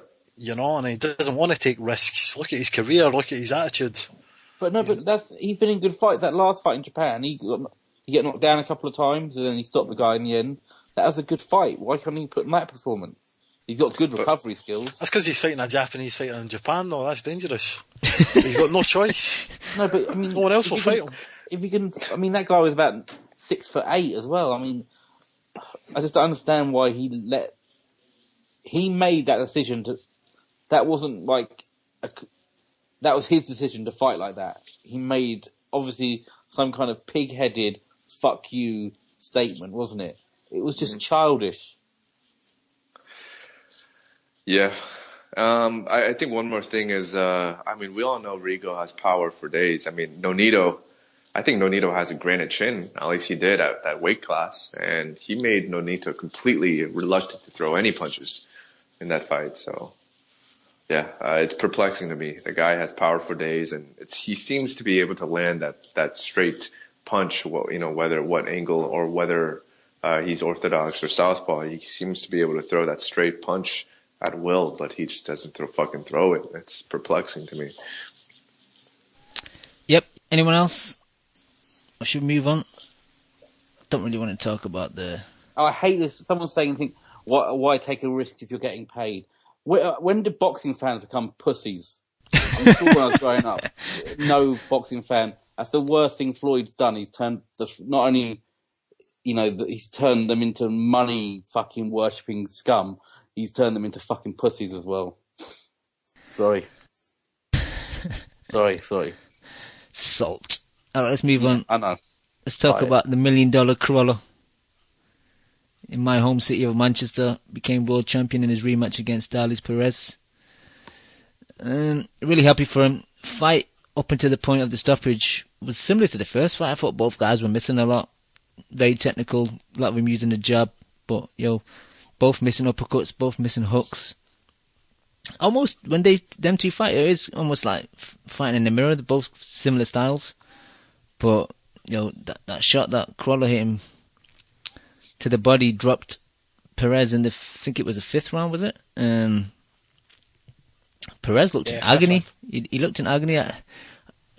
Leon, you said to me afterwards you thought it was a quit. What was your thoughts on it? Oh, I mean, it's difficult for me to say. I've never been punched that hard in the ribs. But, I mean, yeah, it felt like a bit of a quit, the way he was looking up at the corner. But what do I know? Because I said to you after the second round that Crolla had no chance of winning it. So, I mean, maybe I just don't know what the fuck I'm talking about. But it was a great shot. I mean, he worked it lovely, didn't he? Fainted upstairs, shot to the body. Joe Gallagher loves that punch, doesn't he? Tesco Joe. He just trained them, just tie their right hand behind their back, and they just have to go to the gym and throw left hooks to the body for like 8 hours. Yeah, that's how it is, didn't it? I would say that he's done a good job with Crolla. He's made him a better fighter. Yep. Can we see him doing anything? Great win. Can we see him doing anything at lightweight, though, Chew? Or do you think he's just going to be a couple of defences and then fed to maybe Campbell or another, maybe Mitchell or someone else in the stable? Yeah, I was watching the fight and I was quite surprised at how big he is for the weight. What is he, 5'8"? And I don't know why I've always associated him as being like a small lightweight.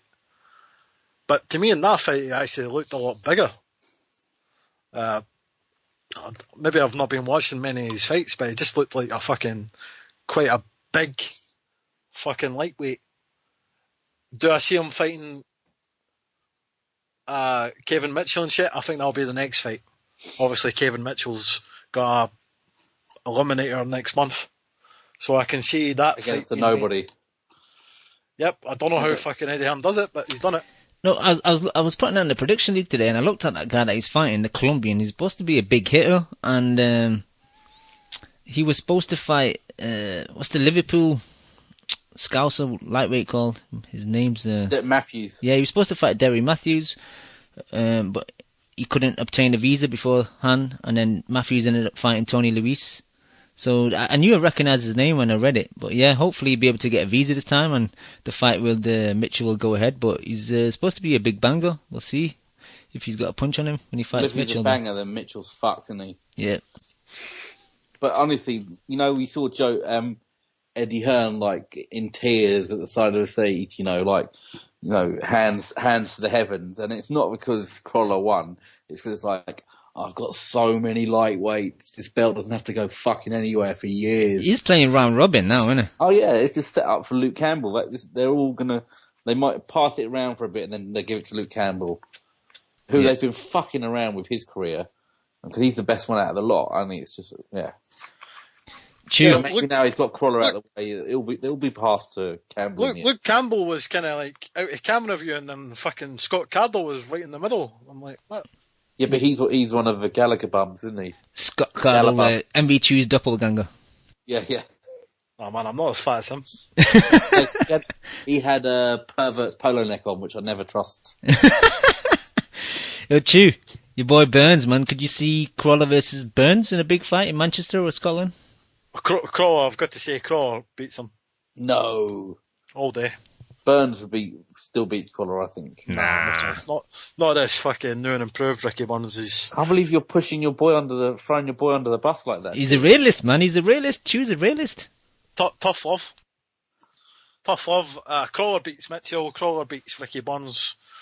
Crolla doesn't beat Terry Flanagan. Doesn't beat Luke Mitchell. Luke Mitchell. Luke Campbell. Horrible combination. They're not just the same to me, man. There's too many of the fucking lightweights in the UK. Hearn's got them all as well, to be honest. Yeah, that's why he must be over the fucking moon. Leo, my last question. Could a fight between Flanagan and Crolla happen? Could the Cold War, shake hands and step aside and make this fight happen? No, because they're both evil bastards who hate each other, so there's no chance. No chance, is there? I'm thinking if it was a big stadium fight, lots of money involved, possibly I could see it, but I think that's just me being I think that's just me kind of hoping a bit too much, to be honest. The thing is, I don't know if you guys have noticed, but since Kugan Cassius has had his show on Box Nation and he does interviews with Warren a lot more, it seems like almost he could maybe be a bridge to help both of them come together and come to some type of deal. Well, yeah. I've got no time for Kugan anymore because he cries about the Eubank interviews. So yeah, maybe he could help, but I doubt it. They're both stubborn men, and why should they? This is the major problem with boxing: is that why should they let it happen? They've both got trying to run a business, aren't they? True. I just think there would be a lot more exciting fights. I was actually going through their stables today, and there'd just be some interesting matchups. Like if they did shake hands and end the Cold War, you got Butler versus Carl Yafai, Eubank Jr. versus Billy Joe rematch. A couple super middleweight options. Buglioni could fight any one of the Paul Smith, the Smith brothers, or Fielding, or you got that Jamie Cox, that super middleweight. He could fight the same guys. I'd love that'd be a great. That Cox versus Smith is a great fight. Exactly. So there could be a lot of good fights to be made. I can't see it happening though, to be honest. That's the problem. Once Sky gave that one contract to Matchroom, it was fucked. It gave them all the power. So be honest, Sky have fucked us. True. They're the trouble here. I mean, I'm done with Sky. I've cancelled my contract. When it runs out, I'm not going back. Yep. I'll hook you up with the pay-per-views, shit fights, and there's fucking spunking all that money on fucking American queer ball. I'm done. I'll hook you up with a paid website I use, man. It's pretty good, to be honest. I'm not. They're spending fucking millions on a sport that means nothing to most people in this country. Sorry, that's another time. I need to start my own kind of political rant. I care about it. You care about it, but yeah, you and some others. Right. Anyone else wants to talk about this Crolla fight? Let's move on and shit on Arthur Abraham. Oh yeah. I don't know. I was frustrated with this fight, Leon. I watched it live and I watched a bit of it back today, and Abraham, man, he's so lazy. He does nothing for like 2.5 minutes. He'll throw some combinations, and then he'll hit some arms and hit some elbows. The crowd goes wild, and then somehow he wins the fucking round. I don't understand how Abraham won any of those first 6 rounds. I didn't give him the first 4. I give Murray the first 4 rounds. But Murray's to blame as well, because his output dropped significantly in the second half. So, I mean, maybe he's just going to be a lovable loser. I mean, let's be honest, he got this fight without fighting anyone. He hasn't fought anyone in super middleweight, and he hasn't really ever beaten anyone at middleweight. So he's done all right to get to this point. But I mean, Abraham is a joke now. I mean, it's a joke. Why is he a joke? I disagree. Why is he a joke? Because I don't understand how you can shell up. Did you see the fight, Chew? 2.5 minutes. Yeah, sure. Did you score it, Chew? I scored it I wasn't keeping an exact scorecard, but I definitely scored it for Abraham.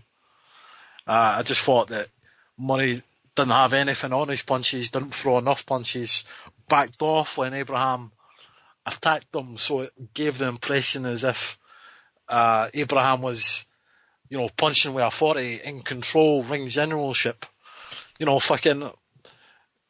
Abraham's lazy, and he leaves it to the last minute in every fight he does, in every round he fights.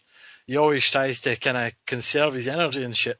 He's kind of like Canelo in that sense. I'm not saying he's as good as Canelo, don't get me wrong, but he's just clever. Like, he knows fucking Murray can't hurt him. Knows fucking Murray's going to hit him with a... Murray can't hurt him. Murray's the only one who hurt anyone in that fight. Yeah, Murray's not even a big puncher, and he really rocked Abraham. Nah, I fucking disagree, man. What? You didn't see him do the skanky leg and then hold on to him for about 2.5 minutes? Yeah, Abe was fucked you. Come on. I think it was the 8th round. Knock him out in the second round. Nah. He hurt him twice. Murray had him. So who did you think won the fight then? I had Murray by 1 round, 115, 113. I had, I think, man. Nah, I didn't score it. You're listening to fucking Jim Watt. Jim Watt scored it for Abraham. Fucking shitting all over him. Jim Watt was a fucking disgrace. They were terrible, man. Shout to Adam Smith, man. Look at the chat. Everybody's saying that fucking Abraham won it. I don't know. I don't trust Rob Palmer. I don't trust Milos, because Milos is lives near Germany. Yeah, exactly. Milos is Serbian, but the more he loves talks, the the more European he's fighter, German. doesn't he? For me, like, it was the first 4 rounds was easily Murray. There were times where Abe I agree with that. There were times where Abe was pushing Murray back, but there were also times where Murray was pushing Abe back. And the thing is, I agree, a lot of Murray shots were getting blocked in elbows and arms, but everything more or less, because Murray's got a really tight guard as well, high tight guard. A lot of Abe stuff was getting blocked. If you look back, if you watch that fight, I watched it again today, and he barely caught Murray with clean shots. Yeah, look, I'm not saying that Murray won this by a lot or any kind of robbery. Murray, if Murray kept working in the latter rounds, he would have won it. Yeah, and Abe's a bitch for fucking going to the referee in that, man. Like, he was crying like a girl. Yeah, then, anything Murray did, it's terrible. Can you not tell me that if Murray had a point deducted, which was fair, and me and you, Cam, we both said that, didn't we, on the night? Yeah, that was no fair. problem with that point getting taken off. Yeah. But how long did Abraham grab hold of Murray for when he got hurt? Exactly. He's basically hugging him like his life depended on it. For about a minute and a half, he held on to him. And towards the end of the fight, Abe started to gas. He was holding him a bit more as well. Yeah. Look, I don't, like I said, Murray. I blame Murray as much as well, because he was there for the taking and he fucked it up again. So this is no kind of Brit bias. It's just, all this goes to prove that I am right. Super middleweight is a wasteland. If no one can beat Abraham, we might as well just fucking scrap all the belts. It's not a wasteland though, Leon. It is a wasteland. George Groves is coming back in January. He's a bum. He's an official bum now, Groves. Has Chemo actually just dusted his hands off with Groves now? Is he officially done with Groves? I hope he is. Chemo, if you listen, I hope you're fully done Groves with couldn't Groves. beat Abraham. I thought he could, but he couldn't. And I thought Nick Holland in the fight made a good point. It was much of a muchness between the two fighters. You know, they were pretty much doing the same shit to each other. You know, throwing a bunch of punches, blocking most of it. However, Nick Holland made a good point. He just says that Abraham's a stronger fighter, and that'll prove it in the end rounds. You know, show in the end rounds, and it did show in the end rounds. What, when he got buzzed up? Oh, look, I mean... I don't know which... Fucking at the end of the rounds, like, I don't know which fight you are watching. I thought Abraham was in control. Nah. I think you might have watched the old Abraham fight versus someone else. How can you be in control when you just hold your hand over your face and walk forward for 2.5 minutes? That's fucking, that's his style, the fucking head muffs. Yeah, but he doesn't throw punches either. It's like his output is so low. He'll throw a couple near the end of the round and try and steal the round, but that's a slimy tactic. That's not boxing, man. He does more with that one punch than fucking Martin Murray does with his 5. Nah, I disagree. What are you talking about? There was only one person who got seriously hurt in that fight, and it's Abraham. And look, we know we have horrible scorecards over here in the UK and horrible refs. So it's not about we do just as much as the Germans do when it comes to fucking people over. It's just I blame Murray as much as anything else. I blame Murray. So wait a minute. All right, let's say what you say is true, and he did hurt him, but just so he hurt him, what does that mean? Does that mean he wins the fight if he hurt him? That was one round. Oh, we know that too. Some of the refs at ringside gave Abraham that round. So I mean, what the fuck are you meant to do when that's happening? If you can't win your best round, you've got no chance, have you? I think Abraham needs to maybe consider retirement soon, because I even think Gilberto beats Abraham now because he's younger, he's got more output. I'm sorry, there's only one legitimate fighter at that weight. Degale schools Abraham. If Degale fights Abraham, he schools him. But he's the only legitimate fighter at that weight. I think Callum Smith beats Abraham, to be honest. I don't know. We'll see. We'll see about that. He's got to make some step up. He's got to do a bit more than just beating up Rocky Fielding. I could see the thing about Abe is now he's getting so much money from Germany. Like, why would you want to retire? But you get to a point where I don't think it's in him anymore. I don't think he's got the stamina. I don't think he's got the desire to fight that much longer. So if I was his team, I'd probably say he's got another 3 fights, hasn't he? That's the issue. But he's gonna get exposed unless he fights. He's gonna face a waste. He's gonna pick from the lower. You know, he's gonna fight nobodies. Especially, I think he's had was this a voluntary, this one, isn't it? Yeah. So he'll get. I think he's got Gilberto as his next mandatory. Well, that won't happen. Will it? We don't know. Abraham. When's the last time Abraham fought outside of Germany? I think Gilberto will have to go over there, won't he? Yeah, but will Aram do that? I don't think he hasn't invested that much into Gilberto. I could see him sending him over there, to be honest. Well, I don't trust that Gilberto either. Gilbumto, exactly. I mean, like I said, there's only one legitimate fighter in that weight, and the rest are just losers. And who's that? Leon? Your boy. Your boy.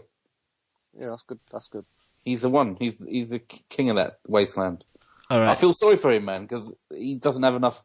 George fucked it up, and because that was a fight that we all wanted, because we still know George gets a belt. He's massive again, isn't he? And now someone's trying to tell me Bumdu Jack's legit. Get out of town.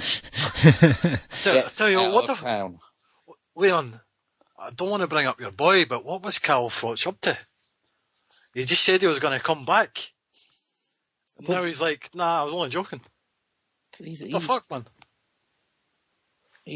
I'm telling you now, he could come back and he would beat most of these guys. He could. He would slaughter Bumdu Jack. No, I wouldn't. Oh, he would eat him up like a hot dinner. Good food. He would get rid of him in about 5 rounds. And I hate Froch, but he would destroy him. All right, let's move on. Anything? I love how. Just let me just finish with Bumdu Jack. Everyone goes on. He's a decent fighter, fight every year. And last year they were all shitting on him. He beat Anthony Durrell, and we know what I think of Durrell's.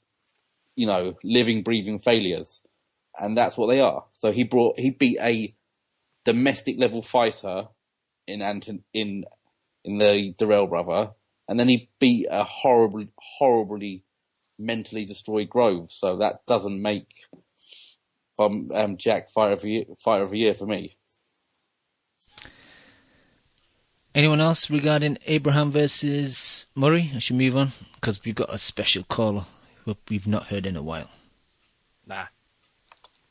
Long live the king of all kings, and we say, long live the king, long live the king.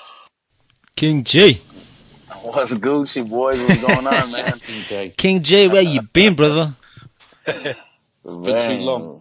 Yeah, it's been too long, man. I was working a lot of... They switched me shifts for a while, but I'm back on now, man. I'm back. Let's talk boxing, man. Where do you want to start, King J? I liked what your boy said right now. What was it? Living, breathing failures? That's a good one. Yeah, they are, man. Those Darrells. Oh, man. Why are we talking about Groves, man? Chemo's the only one that misses that fucker. No one cares about Groves, man. But what subject did you guys touch up on? I didn't see the Abraham. I seen all the other fights. Just talk about the fights you've seen, then.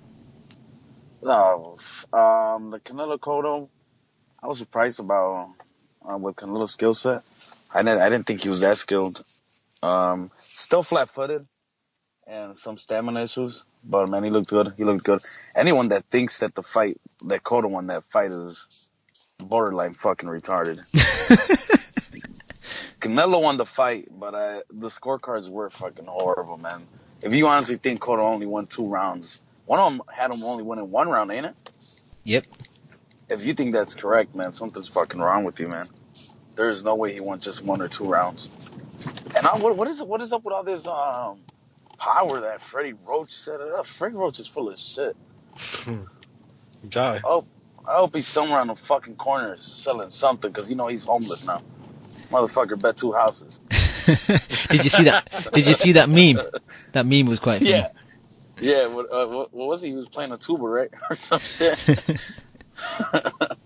Man, what about that fucking Reyes fight, man? Jesus. I mean, Vargas. Yep, versus Miura. God, was that fight good, man. Jay, is that fight of the year for you so far? Yeah, fuck yeah, easily. It's fight of the year. Can you call that a knockout? Or no? Pretty close to it. I'll give it that round of the year, upset of the year. That fucking fight might have took everything. That fight might have took everything, man. That fight was action packed and not as action packed as Rigondeaux, but it was close to it. This motherfucker Rigondeaux. Your boy. Jesus. Tell us about Rigo. Oh my God, that guy, bro. I bet his fucking own family don't watch him. This man is fucking horrible. If this is boring, can you imagine watching this guy spar? Can you fucking imagine that? Jesus Christ, that man is fucking. It was painful watching him. Honestly, man. And then he wonders why he's in the position that he is, man. This guy's fucking horrible. He was on the pound for pound list. All these people that are saying, oh, well, he had a 2-year layoff, a year layoff, or he's trying to get rounds, and you fucking sound horrible, man. There's no excuses for the shit that this guy's doing, and then the fight ends, and this guy's fucking going wild, hugging his teams. Like, his fucking teammates were looking at him like, fuck, what's wrong? Jay, even if you want to get rounds in, get 7 rounds in, get 8 rounds in, then knock the guy out. This is my problem. Like, if you wanted to get rounds in, fuck me, man. Get some rounds in, but some active rounds. Getting rounds, he took it seriously as in getting rounds. Because he wasn't active. He was throwing 7 punches per round, man. Yep. It was fucking horrible, dude. That guy was there to get his fucking ass whooped. They called him, yo, you're not going to win. You're going to get your ass whooped, but we're going to pay you. That fucking guy went home happy as shit with that paycheck, because that Rigondeaux must have been like, yo, I ain't going to hit you that much. Yeah, I think like Rigondeaux fights like he gets paid by the hour. Like the longer he's in there, the more he'll get paid. But it's the opposite. You don't get paid overtime in boxing. Just get the guy the fuck out of there first round. Exactly. Oh, Jesus. Jay, I wanted to ask you a question. Why do you think so many people love Rigondeaux? You know, he's got like a kind of No, boxing, it's not. aficionado, hipster kind of following. No, it's those fucking same faggots that yell hard work. And when fucking Mayweather yells that bullshit, those are the same fags. You look on them, on some of those people's timeline, you know, I watch, after I finish watching the fight, I go on his fucking timeline, and I'm expecting, you know, at least some of his fans to keep it real and tell him, hey, you know, it was a boring fight. I go on and I'm like, these guys are fucking delusional.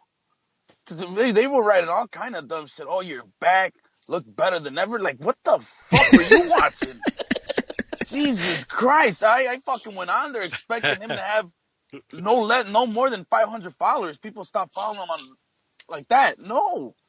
These people are fucking, oh man, good fight, this and that. You looked real good. Oh, on a 2 weeks notice, only Rigo can do it. What the fuck? But he probably got more tweets and punches he threw in that whole fight. Right? Exactly. Fuck, retweets for that. Jesus Christ, dude. Oh man, I don't know what the fuck it is with this guy.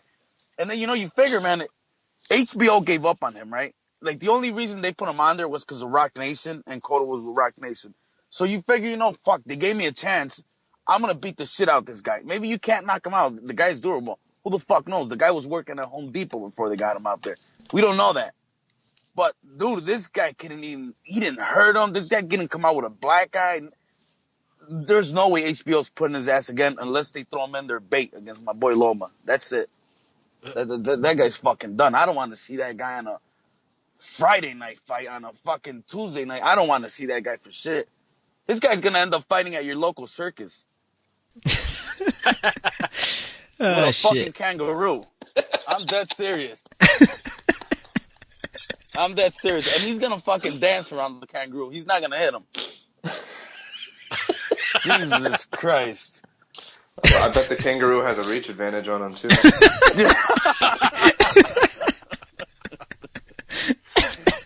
Oh, my God, dude. Oh, Jesus Christ. It's strange how subjective boxing is. You know, one person can be looking at a fight and just like, this is boring as fuck. Another guy's like scratching his chin like, great foot movement. Oh, no, there's no way someone was doing that shit. Not on that night, bro. Not on that fucking night, bro. There was, Jesus Christ. It's like he was, you know, when I was watching the fight, I seen the same shit he does on his Instagram videos. He was fucking, like, walking, cross his legs and walk to the other side of the ring, jab him, cross, walk to the other side of the ring, jab him twice, and then go down and dodge like 8 punches and jab him again.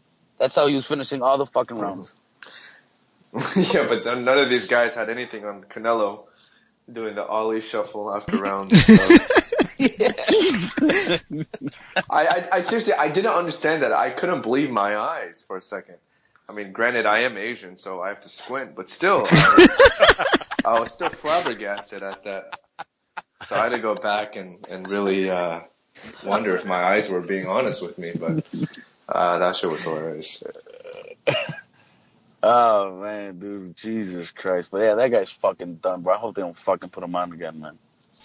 You know, he was a fucking probably small... walks about his house like that. You know, fucking picks up the toothbrush, puts it in his mouth, puts it out the mouth, puts in the fucking... Dodges 2 or 3 teeth, and then brushes them again. A tooth at a time. Yeah. Takes him about half an hour to get the fridge because he's like swerving out of the way of it.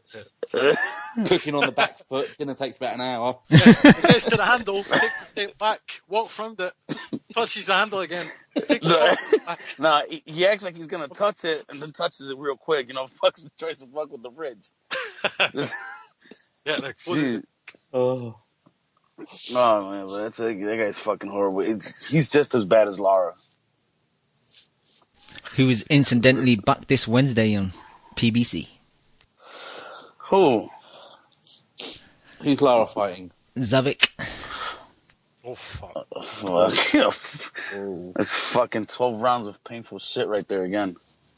Anyone pick that up in the UK? Nope. They're really trying to build his fan base, aren't they? Zavik.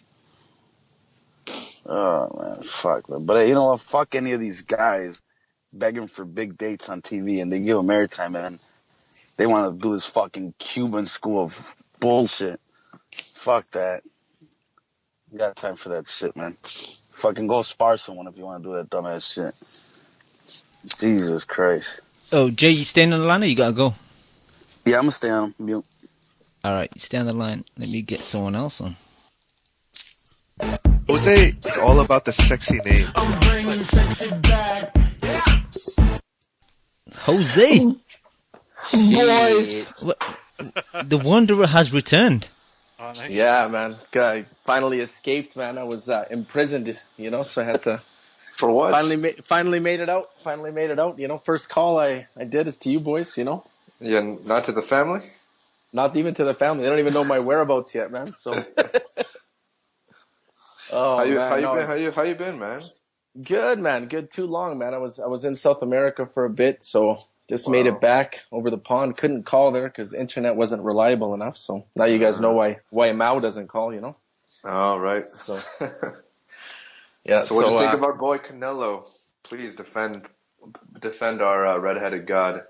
Well, you know, I love Canelo. The problem is I didn't love the fight, man. I thought the fight was boring, to be honest. I was there. I was live in Vegas there, and it just the fight just lacked atmosphere, man. You guys, I know you guys especially aren't big Floyd fans, but I'm telling you, man, Floyd being out of boxing in Vegas, energy. It just drained it all out of the city, man. And to give you an idea, there was tickets that were $1,500, $1,800 that were on sale the day before for $500. You know, so it just lacked atmosphere all around. And you know, I don't know, man. I wasn't too impressed, and the fight just seemed, like I said, it just seemed a little slow, a little boring, and it was tit for tat. I don't know if you guys saw that on TV or not, but every time one boxer came in, the other boxer kind of stood his ground, and then he went forward, and it was just a back and forth the whole time. Yeah. I still think Canelo won, but it's not what they promised. You know what I mean? It's the same thing all over again, right? You go in expecting a super fight, and it ends up being just, in my opinion, like a regular fight that got totally outclassed by the undercard right before it, right? So yeah, I don't know what you guys think. I think regarding your point about the atmosphere, it definitely goes to what Lim's discussed over the last few weeks about just lack of promotion and the way it has been promoted. That's definitely hurt the fight overall. Another thing, I think the Mandalay Bay to me is a bit one of the weaker venues in Vegas. I think that's one of the reasons, especially when you looked at the weigh-in, it just looked like it was in a leisure center somewhere. Just when you have Floyd weigh-ins, it's like it's in the stadium and half the stadium's full. It's just it didn't have the same energy and the same feeling of those type of fights. I get your point, Jose. It was definitely more tit than tat. But I mean, it seems madness that Exactly. Shout out to Miguel Cotto's wife for that. Thank you. that was a terrible dress, man. You fucking. oh yeah, she did not look $1 million. She looked like a couple of dollars. But I don't understand when you see the atmosphere in Texas or the atmosphere in New York, why one of them didn't back down. It's just because of egos. Because if that had been in New York or been in Texas, the atmosphere would have been 10 times better, I'm sure. Yep. Yeah, and there was even no big wigs down there. Like the casinos were empty. It's not like, you know, they brought down big players down with them where they were spending millions of bucks on the tables. I would have loved for the fight to be in Texas. You know, I would have loved the atmosphere of 60, 70,000 people, 80,000 people. I think it would have made the fight just amazing, and it would have been awesome. Because don't get me wrong, there were tons of Mexicans there that were like, you know, singing songs and doing the whole thing, and that was cool. But it just wasn't enough of them. You know, it would have been cool to see that with 50, 60,000 Mexicans just singing, right? And Puerto Rico didn't turn out, did they? They did, man. They tried. They did. I mean, they were just overshadowed though by the Mexicans. There's just too many of them, right? So it is like, you know, Canelo territory, right? It's mostly Mexicans there. So, I mean, and I don't know, man. Yes, I love Canelo, but come on, man. People comparing this guy to like a sex symbol. This is a guy who wears mom jeans. You know what I mean? I don't know what's sexy about this guy, man. I don't know what you guys think. Maybe, you know, UK, the whole redhead thing is sexy, man. Who knows? But redheads get tortured at school in the UK. It's not a good look. But let me give you guys. let me give you guys an insider thing that no one knows. Okay, you know how we always talked about Sakio Bika's wife, right? You know who should be on the pound for pound is Josecito Lopez. His girlfriend is like a fucking smoke show. We're talking like supermodel hot. So you guys, if he wasn't one of your favorites, he should ascend to the top of the list just for that alone. I think I have to have a little Google now. Oh, we're doing that right now. I think we need a pound for pound list. I think we have to start creating one. I tell you, how hot is Canelo's girlfriend though? Smoking. Oh, I didn't. Is she? Yeah. Yeah, she's... And a kind of Morticia Adams kind of way.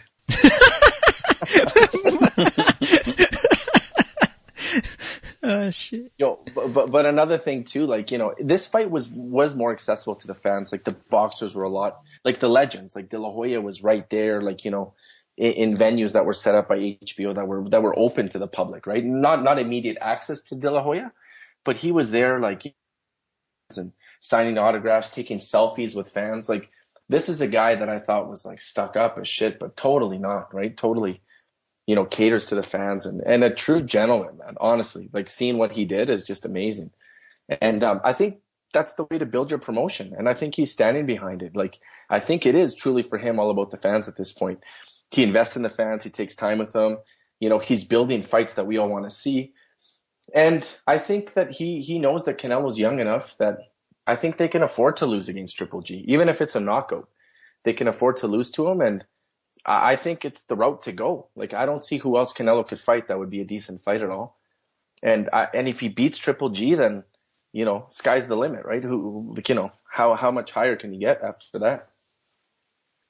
Yeah, I totally agree. Golden Boy's doing a great job. Oscar De La Hoya's doing a great job. No one else is making the fights consistently that everyone wants. And if he's really interacting with the fans like you say he is, then it just kind of proves that there's life after rehab. You know, he's made a great comeback. The guy has no fighters. His stable is absolutely obsolete. All he needs is Canelo. What you talking about, bro? Yep. So what? He's gonna make one or two good fights a year, and he's gonna do a pay-per-view for Canelo's shadow boxing. But you can build off the back of Canelo if you can get his up and coming fighters on the undercard. You can do a lot with it. Yeah, you know, you don't need a lot of fights. I mean, Al Heyman's proving too many fights doesn't work. But you know what? You can't have 4 to 5 cards a year either. Yeah. But the good thing about is he has Canelo, and Canelo's he's bound to be the next pay-per-view star. Like, people are gonna have to fight him again, whether you wanna work with Golden Boy or not. You're gonna have to, because Canelo's the fucking future of pay-per-view. I mean, talk about is Oscar De La Hoya's impotence. The fact that Canelo got $5 million to Cotto's 15 that's terrible negotiating. Yeah, but now the next fight, he's going to cash in. Right? I understand that, but that's a huge risk to take initially. That's a chess terrible move. Business. No, move. It's an unnecessary chess move at that point. Canelo's a bigger draw than Cotto leading up to the fight, and yet you're surrendering a 3-to-1 concession in terms of salary. That's terrible. But that's Cotto the diva, though. Otherwise, you don't get him in the ring, and otherwise, you don't get to prove that he is better. Like, I mean, I didn't see the fight on TV, but it must have been, you know, it was hard to see as well. But Canelo was crying from what I saw. Like, this fight must have meant a lot to him. Like, one thing I can say as well is when his team was leaving through the tunnel, it was like jubilation, man. It was really crazy. They were screaming and shouting. And I think it was also validation for his team. Like, you know, these are two kind of nobodies, a father-son team. You know, the son is fatter than the father, and he's in his fucking 20s. You know what I mean? Like, this isn't an athlete even, right? And I think it was quite amazing that they were able to reach the summit and beat Roach. So for his team as well, it was an absolute victory. And maybe it was just a culmination of so many things, and Canelo finally did it, right? And maybe that's why he broke down and started crying, right? But so honestly, Jose, you think how much of that was based on their mentorship? What do you mean? Like on the Reynosos, on their expertise, so to speak? Because I've always thought that they were terrible trainers. I never thought that they did anything for him. But this is where me, like myself, who kind of has a casual fan perspective, this is where I agree with the Reynosos. At the end of the day, it's not Roach and those fucking guys in the ring. It's Cotto and Canelo. There's only so much you could train a guy on. You got to think of a guy like Roach. He doesn't develop the talent. All he does is he fine-tunes it. So what can he really do to make them better? Nothing. No, whereas you're these absolutely guys... right. There's far too much emphasis put on trainers today.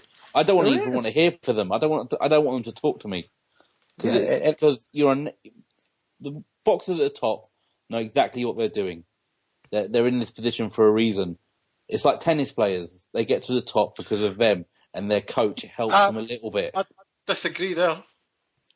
I disagree. Sometimes it's good to go back to a corner and just get like a second opinion. Like, but it is. But that's more motivation than anything else. It's not like at that point you could say, "Hey, watch, like the jab is slipping through. Take 2 steps to the left and tilt your head back." Like, there's nothing you can do at that point. You're in the fight.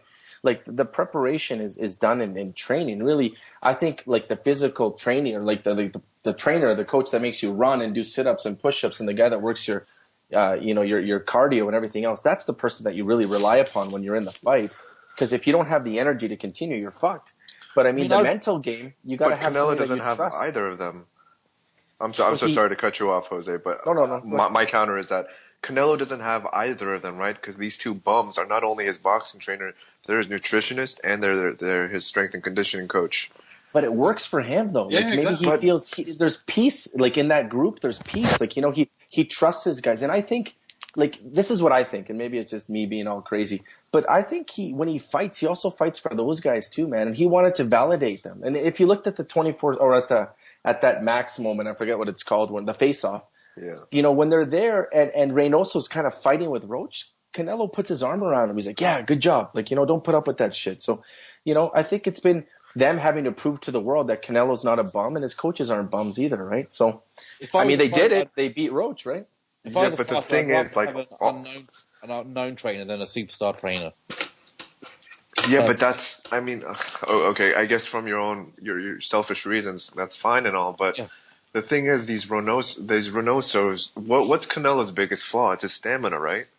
So you can get on the semantic note and everything and say that the Reynosos helped him as a child and they brought him all the way here, but at the same time, we can't applaud them if there's still so much room to grow. And sure, it may be minimal in terms of his improvements in the future, but if you can still get any advantage and make Canelo's stamina even that much better, even a little bit, then why not go for it? But the stamina probably has to do with Canelo's size. He's just too big. The problem with Canelo is he's too big and too slow. He's killing it. Have you seen him train? He never steps out of second gear when he trains. We don't know that. We've seen that's from clips, right? Yeah, we don't know. It's tough. We're second guessing it. Well, we've seen. Okay, you are right. It is somewhat subjective. I agree with that. But we still see quite a large body of work. We still see a lot of mitt work, a lot of bag work. Fight Hub does full on 45-minute full workout videos with Canelo, and I've never seen him go past second gear. I'll tell you, I'd rather have a guy who can work with meat like that than like Teddy Atlas screaming in my face. No, they're butchery skills. Why does it have to be either or though, Leon? We're firemen. Fucking around. We're firemen, Leon. We're firemen. Exactly. I don't want that. I want a man who can use butchery skills. It works for different people, right? Exactly. Different folks. That argument, saying it works. Over the world, right? It obviously didn't work against Floyd.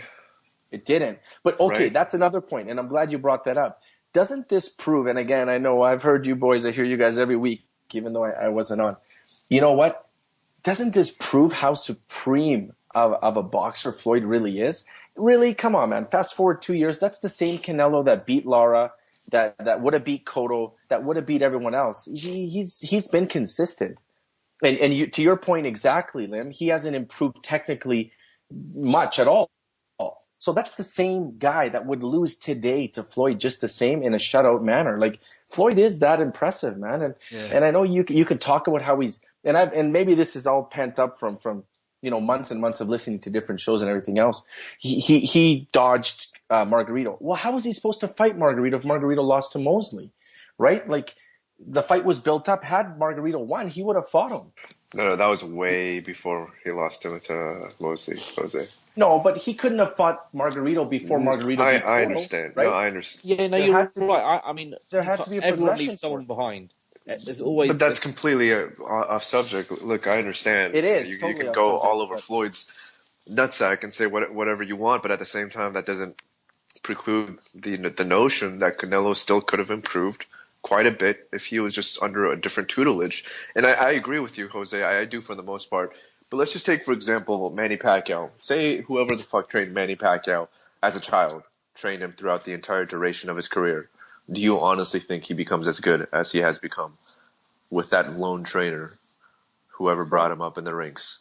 Probably not, but it has to do with exposure and timing and like so many things, man. Like a lot of it is luck too. As good as you are as an athlete, sometimes you need the opportunity to be able to have the showcase, and some guys don't ever get it. The fact that he had Roach, who knows? Maybe it helped them. They meshed well together, but it's not to say that Canelo. I mean, that Pacquiao could have been maybe with the Reynosos and just been as good, maybe worse, maybe better. Who knows? Like I agree with at the end of the day, a trainer is just he's like he's an admin person, man.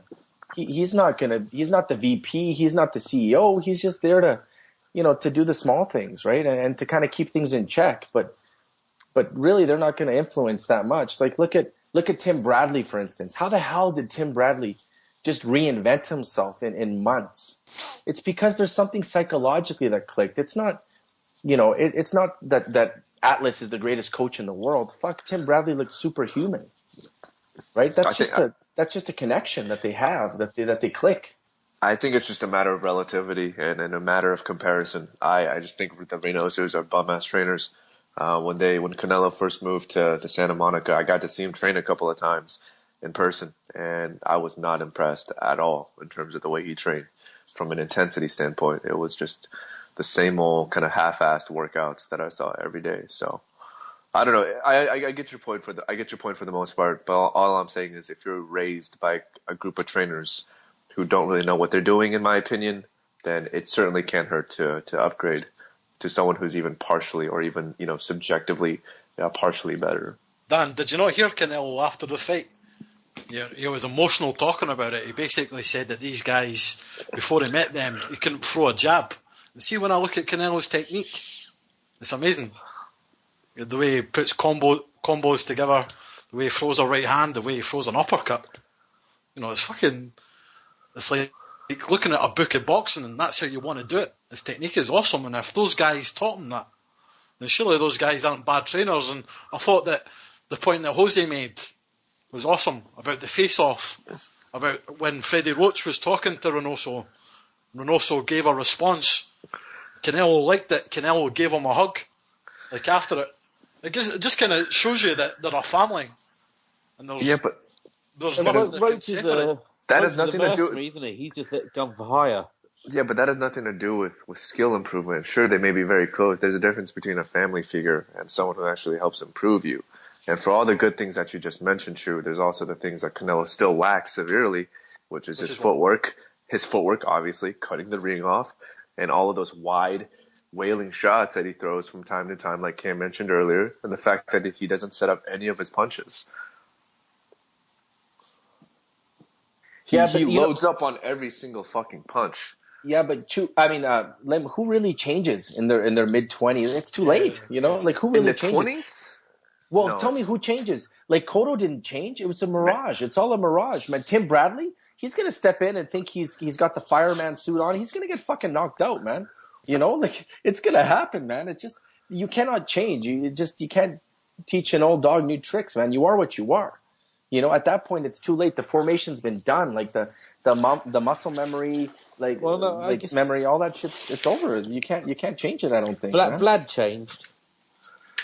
Manny Pacquiao certainly fucking changed. Yeah, Vlad definitely changed. But maybe they're just outliers. But Pacquiao was super raw though, right? Super raw. Like he came over, like I'm sure he must have been just savage, right? When he came, he was wild. He was probably just nuts in the ring, and Roach probably taught him gave him some form and some technique that helped, absolutely. But he was still raw. I think Canelo's a world champion, man. How can you better him? Like, you think he's that flawed that if somebody like I don't know, an Emmanuel Stewart were to work with him, obviously, obviously not Emmanuel Stewart, but you think like an amazing trainer could work with him and turn him into the new Floyd Mayweather? Like, I don't think it's going to happen. Absolutely not, but I certainly think someone could improve his fucking shit stamina. Well, that's strength and conditioning. Yeah, that of course. I think that's only going to be fixed when, unfortunately, Canelo moves up to a full-fledged 160 or 168. The problem is, I think he's too stocky to fight at those divisions. I think if he moves up, I think height's going to be what he ends up losing on, right? Because he doesn't have any. And to Dan's point, improving his footwork. The thing I enjoy the most about watching Canelo is the matrix that he employs. Where he plants his feet, starts moving side to side, head moving. Yeah. He's get fucking like Happy Gilmore. It's all on the hips. Why would you take that away from the boxing fan? It's all on the hips. I don't want to see fucking foot movement and fucking like a shitty Rigondeaux. I want to see him planting his feet, fucking, doing the matrix, making the guy miss. That's enjoyable. Canelo's one of the few guys I watch in boxing that I'm actually entertained in how he makes a guy miss. It's fucking. He was making Cotto miss and he was making him soulish. It was cool as fuck. I don't want him to change the trainer and lose that aspect of his game. So I'm happy with who he's got. I mean, I've shot on the old guy before, Chepo, for singing songs and shit, but I think the real fucking trainer of that group is the young guy. What's his name? Eddie? Eddie, yeah. Eddie. Yeah, I think he's the goods. I think he's the real fucking brains behind it. Fucking, if it's not broke, don't fix it. Wait until he actually loses a fight big before you change trainers. Don't fucking change trainers when you're on top. That's just stupid.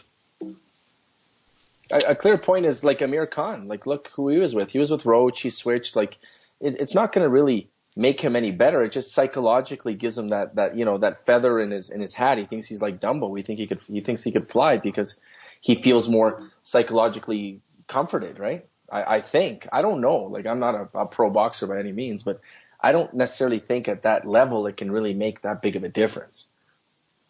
Although who knows, right? At that level, even just a fraction of a change could maybe make a huge difference as well, right? Who knows? And just before we change topic, I just want to say Golden Boy's got one piece of talent left. So Jerry Maguire, look how it worked for him, Jerry Maguire. A fictional film. Fictional film, but the wee guy looked like Freddie Roach. What? Just saying. Oh my god. Okay. Nice. Jose, you staying on or you gotta go? No, man. I'm gonna go, but before I go, man, just keep up your thing, guys. Like, you guys entertain thousands of people all the time, every week. So keep it up, man. And how many years is this, Cam? Is it 3 years already? No, we're hitting 2 years in December.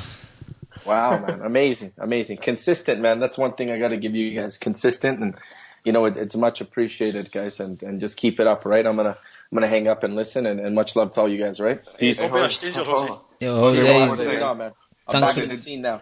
Did you see Loco Mexican this past weekend? Oh, I did. I tweeted out a picture there to Cam. He can share it with you guys. He was looking all dapper there in his black mariachi suit. Don't kill the messenger, but he says he has the hots for your wife. Oh, jeez, look at that guy. I'm not lying. I saw that shit in the chat. I saw that in the chat. Don't kill the messenger. I'll take that as a compliment. It's a great compliment. I mean, come on, Jose. A year ago, you were offering essentially your wife to Keith Thurman, right? So see how the tables have turned. Only one time. Yeah, only one time. Yeah, exactly. One time. All right, boys. Peace, man. Take it easy. Yo, peace, Jose. Great having you on, man. Don't be a stranger. Thanks, brother. Thank you. Absolutely, man. Peace, guys. All right, let's have a little break. Talk about the Predictions League. It's a long one. Momentum still in first. TBE Chef in second. Punch Drunk in third. I'm in fourth. El Terrible in fifth. LaMarcus Malvo's in sixth. Nothing for Something. Excellent week. He's up into seventh. Ari Gold Boss in eighth. Mun in ninth. Animal Status in 10th. I need to go back to Ari though because I'm not one to kick someone while they're down, but I'll make an exception for Ari. Chew, what did you call Ari's weekly score today? You had a funny name for result. A temperature. Yeah, -2. -2. Ari got -2 this week. It's not a point score, it's a temperature. Ari, what happened, man? You're a bit glass, bro. What's going on? Ari, don't duck us, Ari. You better not duck me, son. He's watching the.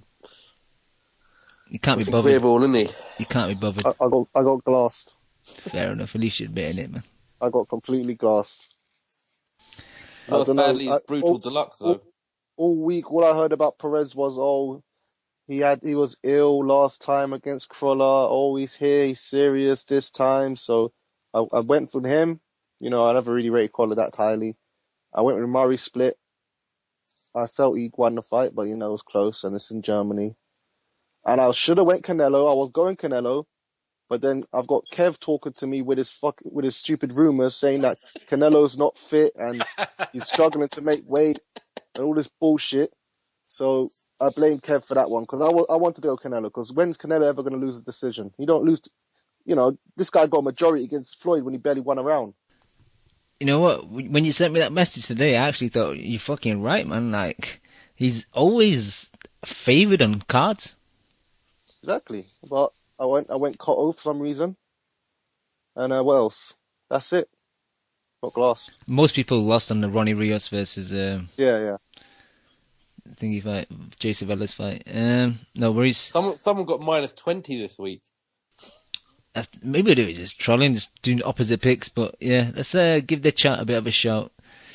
They've been patiently waiting. We got Barcelleos, Nothing for Something, Chris DLFC, Wasif 1, Joey D14, Dole Masters, PM Versus, Nunez 83, J Swede the A side, Davy Boy Essex, Bill Bones 101, Kevlar, Nesmatic, Tico, TBE Chef, Shams 1000, Sam Pickett, Blacksky Mas Joe, Tony Yayo, Davis Lee 1, London Box, Bobby G, Jason 268, Raficiano at yahoo.com. Don't know why you got your email as your username.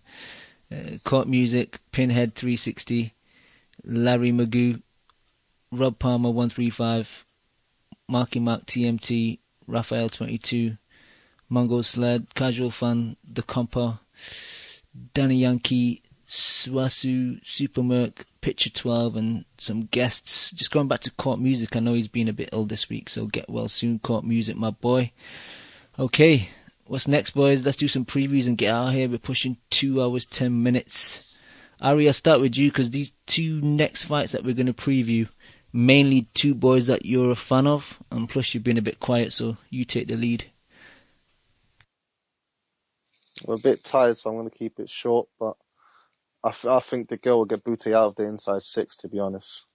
I think too much speed for that glass chin. And I've been going Fury the whole time, but the more I see Fury training, like I just seen the IFL thing as well, they need a strength and conditioner. I don't know. They're in the gym doing, like, I could do better workouts for them. I don't understand what they're doing with these weights. But he'll most probably get knocked out by Vlad, unfortunately, but, you know, I'll be rooting for him. But so, I'm getting glassed so much in the league that I can't predict him to win. So what, you rooting for Fury, but you're going to pick Vlad? You put it as a star fight, so I have to. Need the extra 50 points? I need it, man. After that shocking week, I need it. So unfortunately, I'm going Vlad, but at the same time, I'm rooting for Fury, you know, as much as possible as a Fury fan. Cheers, Ari. Chu, your thoughts on the two big fights of the weekend? Pay-per-view in the UK, Fury versus Vlad, and the Canadian card with Bute versus Degale. Yeah, I'll start off with Degale. Degale is going to win. I fucking hope so, anyway. You've got to win. You know, Bute is glassed. He's done. Who's he fought? I need to check his box rec, but I don't know who he fought to get the shot. You know, the only reason they're fighting is because it's big money in Canada. The only thing I'm worried about is if it goes to the cards. You know, are they going to favour Degale?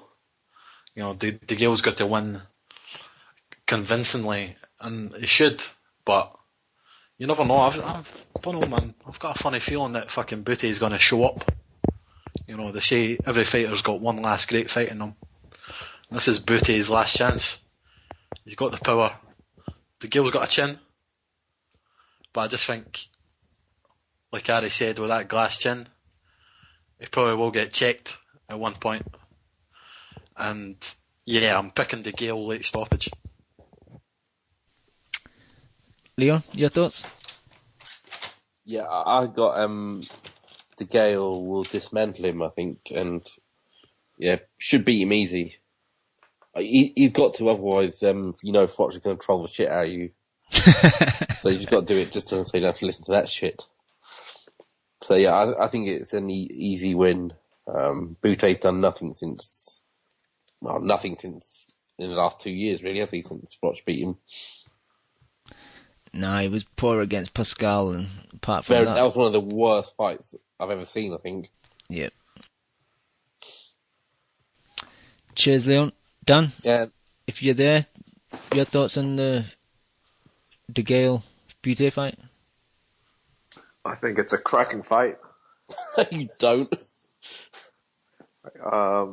Like True mentioned, every great fighter has one great fight left in them. Bute's done a lot for the sport. He's been a true warrior of Canadian descent. He's really heralded that part of the region. So you got to give nothing but props to Bute. I think Bute's shown a lot of class and a lot of agility in his past, and I feel like the old hungry lion will get his hunger back, and I think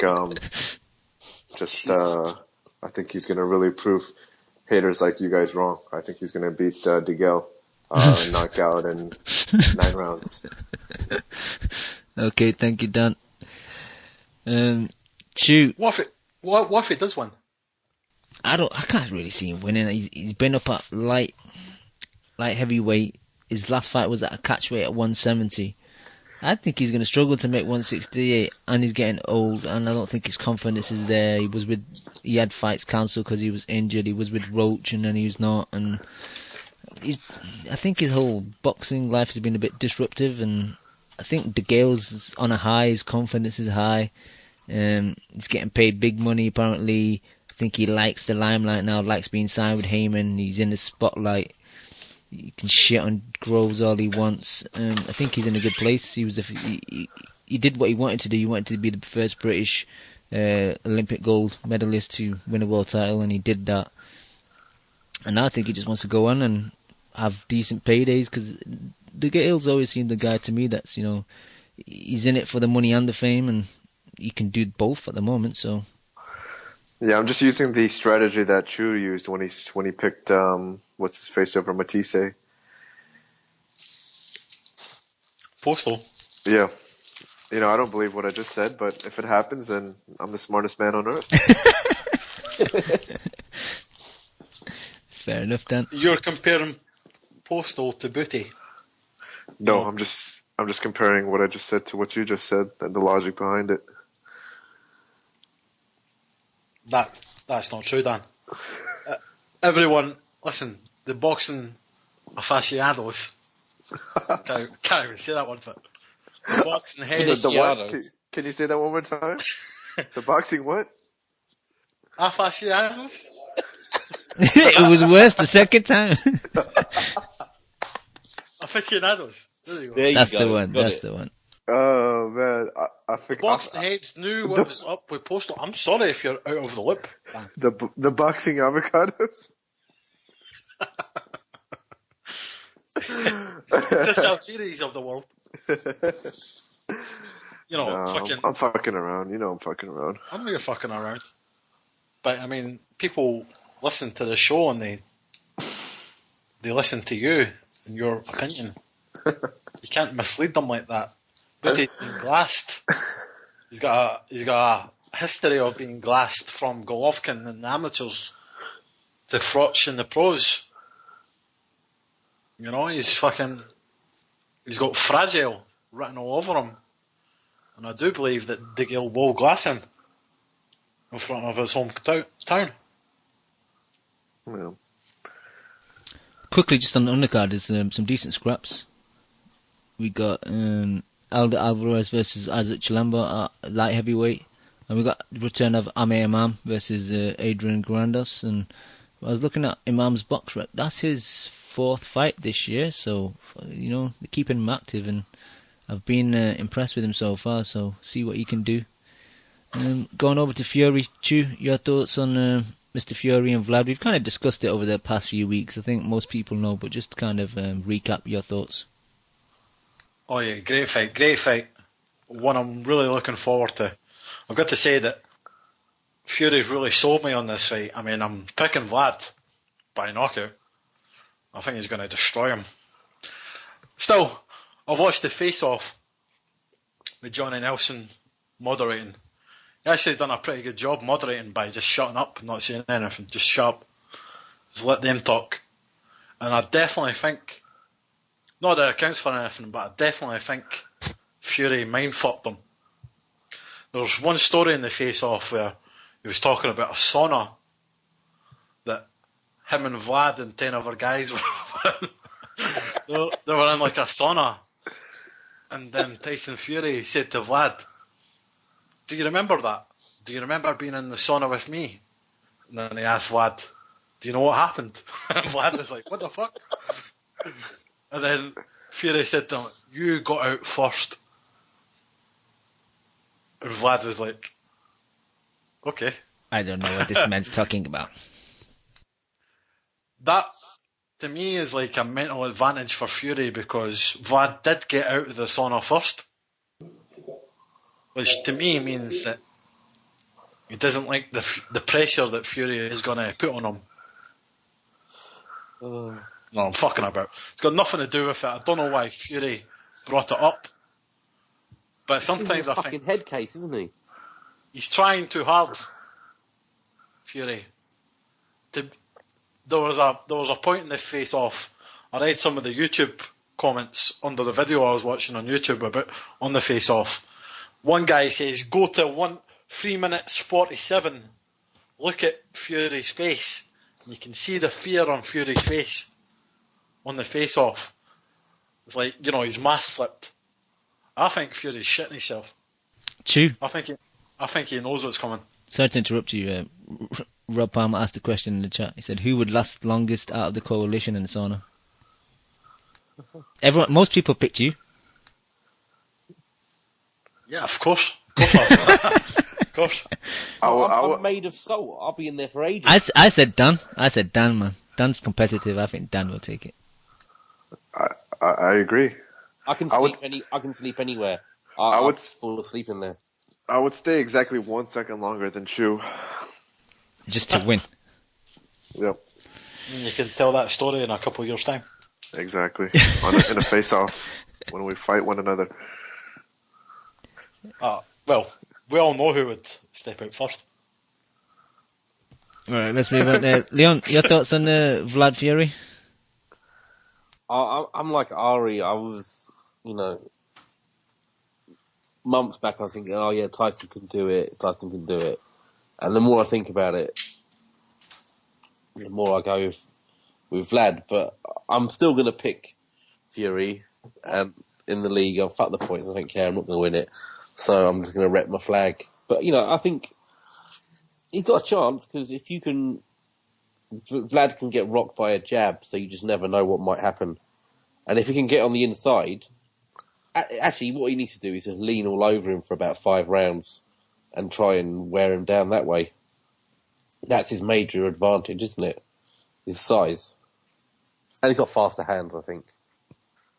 He's got a chance, Not paying for it, though. True. What time did you say to go to? I'll find the video and I'll put it in the Mixer chat. No, I've got it, but what time did you say? It's in the YouTube comments. 3 minutes 47, I think it was. But we'll just double check that and I'll get an answer for you in about 2 minutes. Lim, your thoughts on Fury versus Vlad? I always picked Vlad from the get-go. I never really took Fury that seriously. I think, for some reason, I'm biased. You're really asking the wrong guy. I'm really biased against Fury. I actually, though the fight that always comes to mind when I think of Fury is that Jennings, not the Jennings fight, but Cunningham, exactly, the Cunningham fight. And I still think he's a little chinny, and I think Vlad's had some poor performances in the past. But I think he's going to really show up against a guy who's really sold the fight for him. So I think Vlad's going to have a pretty good Yeah, performance. but I mean, I think if it's a battle of the chins, then Vlad loses because he's been Absolutely. iced by bums, hasn't he? But does Tyson Fury have power? You don't need power with Vlad. If you think about it, though, is You need both. timing. Yeah, but it comes in a factor, right? A matter of whose chin is going to break first. That matters on the chins, and of course your opponent's punching power. And Vlad's punching power is astronomically higher than Fury's. Yes, right? that is true. That is true. And Tyson's never fought someone, Of his skill set. Well, skill set. Fuck his power, but his overall skills. Yeah, there's not many skilled fighters in that division, is there? Exactly. But it's the size as well. He's always fought smaller men, which goes against him. If you think of it, this is the battle of the two guys that punched themselves in the face. Exactly. But the thing is, at least Vlad punched himself in the face most recently. Yeah, as a multiple world champion. And he's he's a 40-year-old man at the same time, so that is true. So you never know. Tyson can pull it off. I'm still going with him. Yeah, but what is Tyson? You guys, can you see Tyson knocking Vlad out, Leo? I can see him hurting him, and then maybe stopping him if he can. He's not going to ice him clean out. But if he can hurt him once, he might be able to overwhelm him. Is it safe to say that if you think that Fury is going to win, you have to operate under the assumption that he's going to outpoint him, right? Correct? Like outbox him, right? Maybe not outbox him, but just out-activity him or just throw more punches at him. I think Vlad looked horrible in his last fight against Jennings, and he gassed quite badly. So I think there's a chance that he could wear him down that way. Especially if he's willing to do what Vlad does to smaller fighters and lean all over them and hold, but he probably won't get away with it. I just think Jennings and Fury, there's not that much difference in skill level. I mean, granted, they're two very different opponents, obviously, so that you got to take that into consideration. But Vlad easily beat Jennings. Did he easily, really? I think so. From a scorecard perspective, I thought he won that fight easily. I thought he looked horrible in that fight. Yeah, he did. I thought he did as well. Really horrible. But I thought he won very easily, so. Yeah. I don't know. Ari, are you watching the face-off as we speak now? Because I'm sure I can hear some feedback. Dad, sorry, Ari, it's... I call you Dad. Sorry, Dad. Soft Dad. 3 minutes 45. 3 minutes 45. The video I'm watching is the gloves are off. Yeah, I saw it already. Mixed fight TV. Cam, that wasn't me, that was Chew. That was me, sorry, Cam. Does he look scared? Yeah, there was his eyes shifted for a second while Vlad was looking at him. Chew is what you call a true boxing aficionado, man. Shout out. Shout out to Chew. All right, boys. What about you, Cam? Who are you picking? I'm picking Degale. Maybe late stop. He might go to points, especially with him being. Cause sometimes Degale takes rounds off, like he did against Durrell. So I don't know if he builds up an early lead, he might take the last 4 rounds off. So I might pick him by points, unanimous. Fury, Vlad. I'm picking Vlad. Like you, I've kind of picked Vlad from the start. Fury's fun to watch at times, and his antics outside of the ring and press conferences is quite hilarious. But how can I go against the guy who's dedicated to the sport, who always comes in shape, who's got a lot better of a resume? It's hard for me to pick against Vlad, to be honest. So that's who I'm picking. Just quickly, for people watching this upcoming week's fights, if you're bothered about the Lara fight in the US, it's on ESPN. In the UK, it'll be on Thursday, early hours of Thursday morning at 1 o'clock on BT Sport. The Degale fight will be on Sky Sports in the UK, and I'm not sure who's picking up in the States, whether it would be Isn't it might be a Canadian channel. I'm not 100% sure, to be honest. No, it's on it's a PBC fight, isn't it? It's on it's not CBS. yeah, but CBS. It's not showing on PBC's schedule though. So Really? yeah, it's not on there. That's weak. But the Charlo and Spencer back, they're on a daytime card on NBC, so that'll be about 8-9 p.m. Saturday in the UK and about 3 p.m. Eastern in the US. I want to go. The girl Bute's on a Showtime, I think. Yeah, Showtime. Oh, is that Yeah, Showtime? But can we just say how bad is Spence's opposition? Yeah, just need to start. He's only had one 12-round fight. Yeah, need to start stepping It's Spence shit, up man. now. He's at that level now. It's just bullshit. Yep, I agree. All right, boys. We're pushing time now. Let's get some final thoughts and get out of here. Ari, you being quiet. You got any final thoughts for us? Can't be bothered. Nothing. Can't be bothered. No worries. Leon, any final thoughts, young man? Yeah, my final thoughts were that I thought when Joe told me on Sunday morning that he was the Welshman talking the most amount of shit this week, but then I saw an interview with Andrew Selby on Eiffel London, and he said that Roman Gonzalez was all heart and no skill, and he'd box rings around him. So are you joking? That's two Welsh bums in a week. Are you joking? I mean, that nation is shot to shit. They're both bringing shame. Did Andrew Selby really say that about Chocolatita? Yeah. He's got no skill. He's just all heart. Oh my god. So I mean, I'm shocked and appalled. That's terrible. All right, thank you, Leon. Yep. Dan, any final thoughts? No, man. I thought this was a cracking show. I thought we had a good time. At least I had a good time. And it was great to have Jose back on. So thanks again for a wonderful, glorious Monday afternoon. And King J, don't forget. Yeah, King J too. My apologies. I came on pretty late into his call, so my bad. It's always good to have some of the old timers back on, man. Especially, King J, like you mentioned. And now we just need that motherfucker Mao back because I miss that guy. All right, thank you, Dan.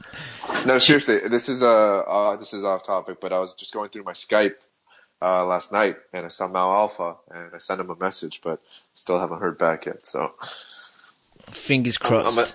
I'm a sad man looking for some Argentinian love. All right, thank you, Dan. Chu, any final thoughts? Yeah, I'm just reading Bob Arum's opinion on Rigondeaux and Lomachenko happening. It's not happening. There you go.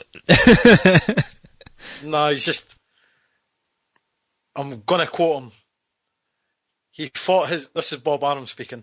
He thought his performance on Saturday night was brilliant because he didn't get hit. The poor guy he fought, if he would have exchanged, might have made it a little more interesting. But, with one guy throwing 4 punches, lands 2 punches, then the other guy only throws 2 punches, what kind of shit is that? So yeah, Lomachenko and Rigondeaux, it's not happening. All right. But yeah, great show. Thank you. Thanks to King J. Cheers to Jose. Cheers to everybody involved, everybody in the chat. Shout out to them.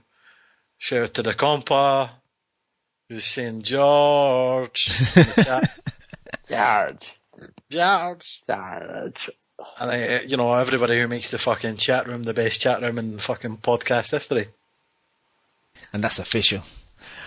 Cheers, Chu. Thank you. More time? Aficionado. Hey, for the 2-year special, you got to recite like an entire line from Forrest Gump, like a 5-minute segment. You got to do the entire thing. Yeah, we'll leave that for December. Okay. All right, thank you, boys. I want to thank everyone on the show today. I want to thank all the people in the chat. I want to thank everyone that downloads the show week in, week out. We'll be back next week. Peace. You just listened to the Boxing Coalition. Dude, man, I love boxing. I fucking love boxing. A big shout out to the Boxing Coalition. You're a newbie. No, I ain't new, man. If my fucking next door neighbour became the #1 flyweight in the world, you know what I'd do? I'd fucking walk past the cunt. Derek, how you doing, bro? I was physically bun you, blood. I disagree. First time I hear the show, man, it was fucking badass. Vamos Argentina, la concha de su madre. I see the bomb in them. I get home and she's like, what the fuck? Me and the kid are here. Why don't you get home and talk to us? I'm like, man, you guys don't know shit about boxing. Kel, how does it feel to be the new IBF champion? Feels great. Did we really dive into the black hole right off the jump? I think he's hiding glass. Just to play devil's advocate. You want 1 portion of crow or 2 portions of crow? Give me 2 portions with a supersized fries and a large drink, please. I can't stand him, what? I'm Scottish.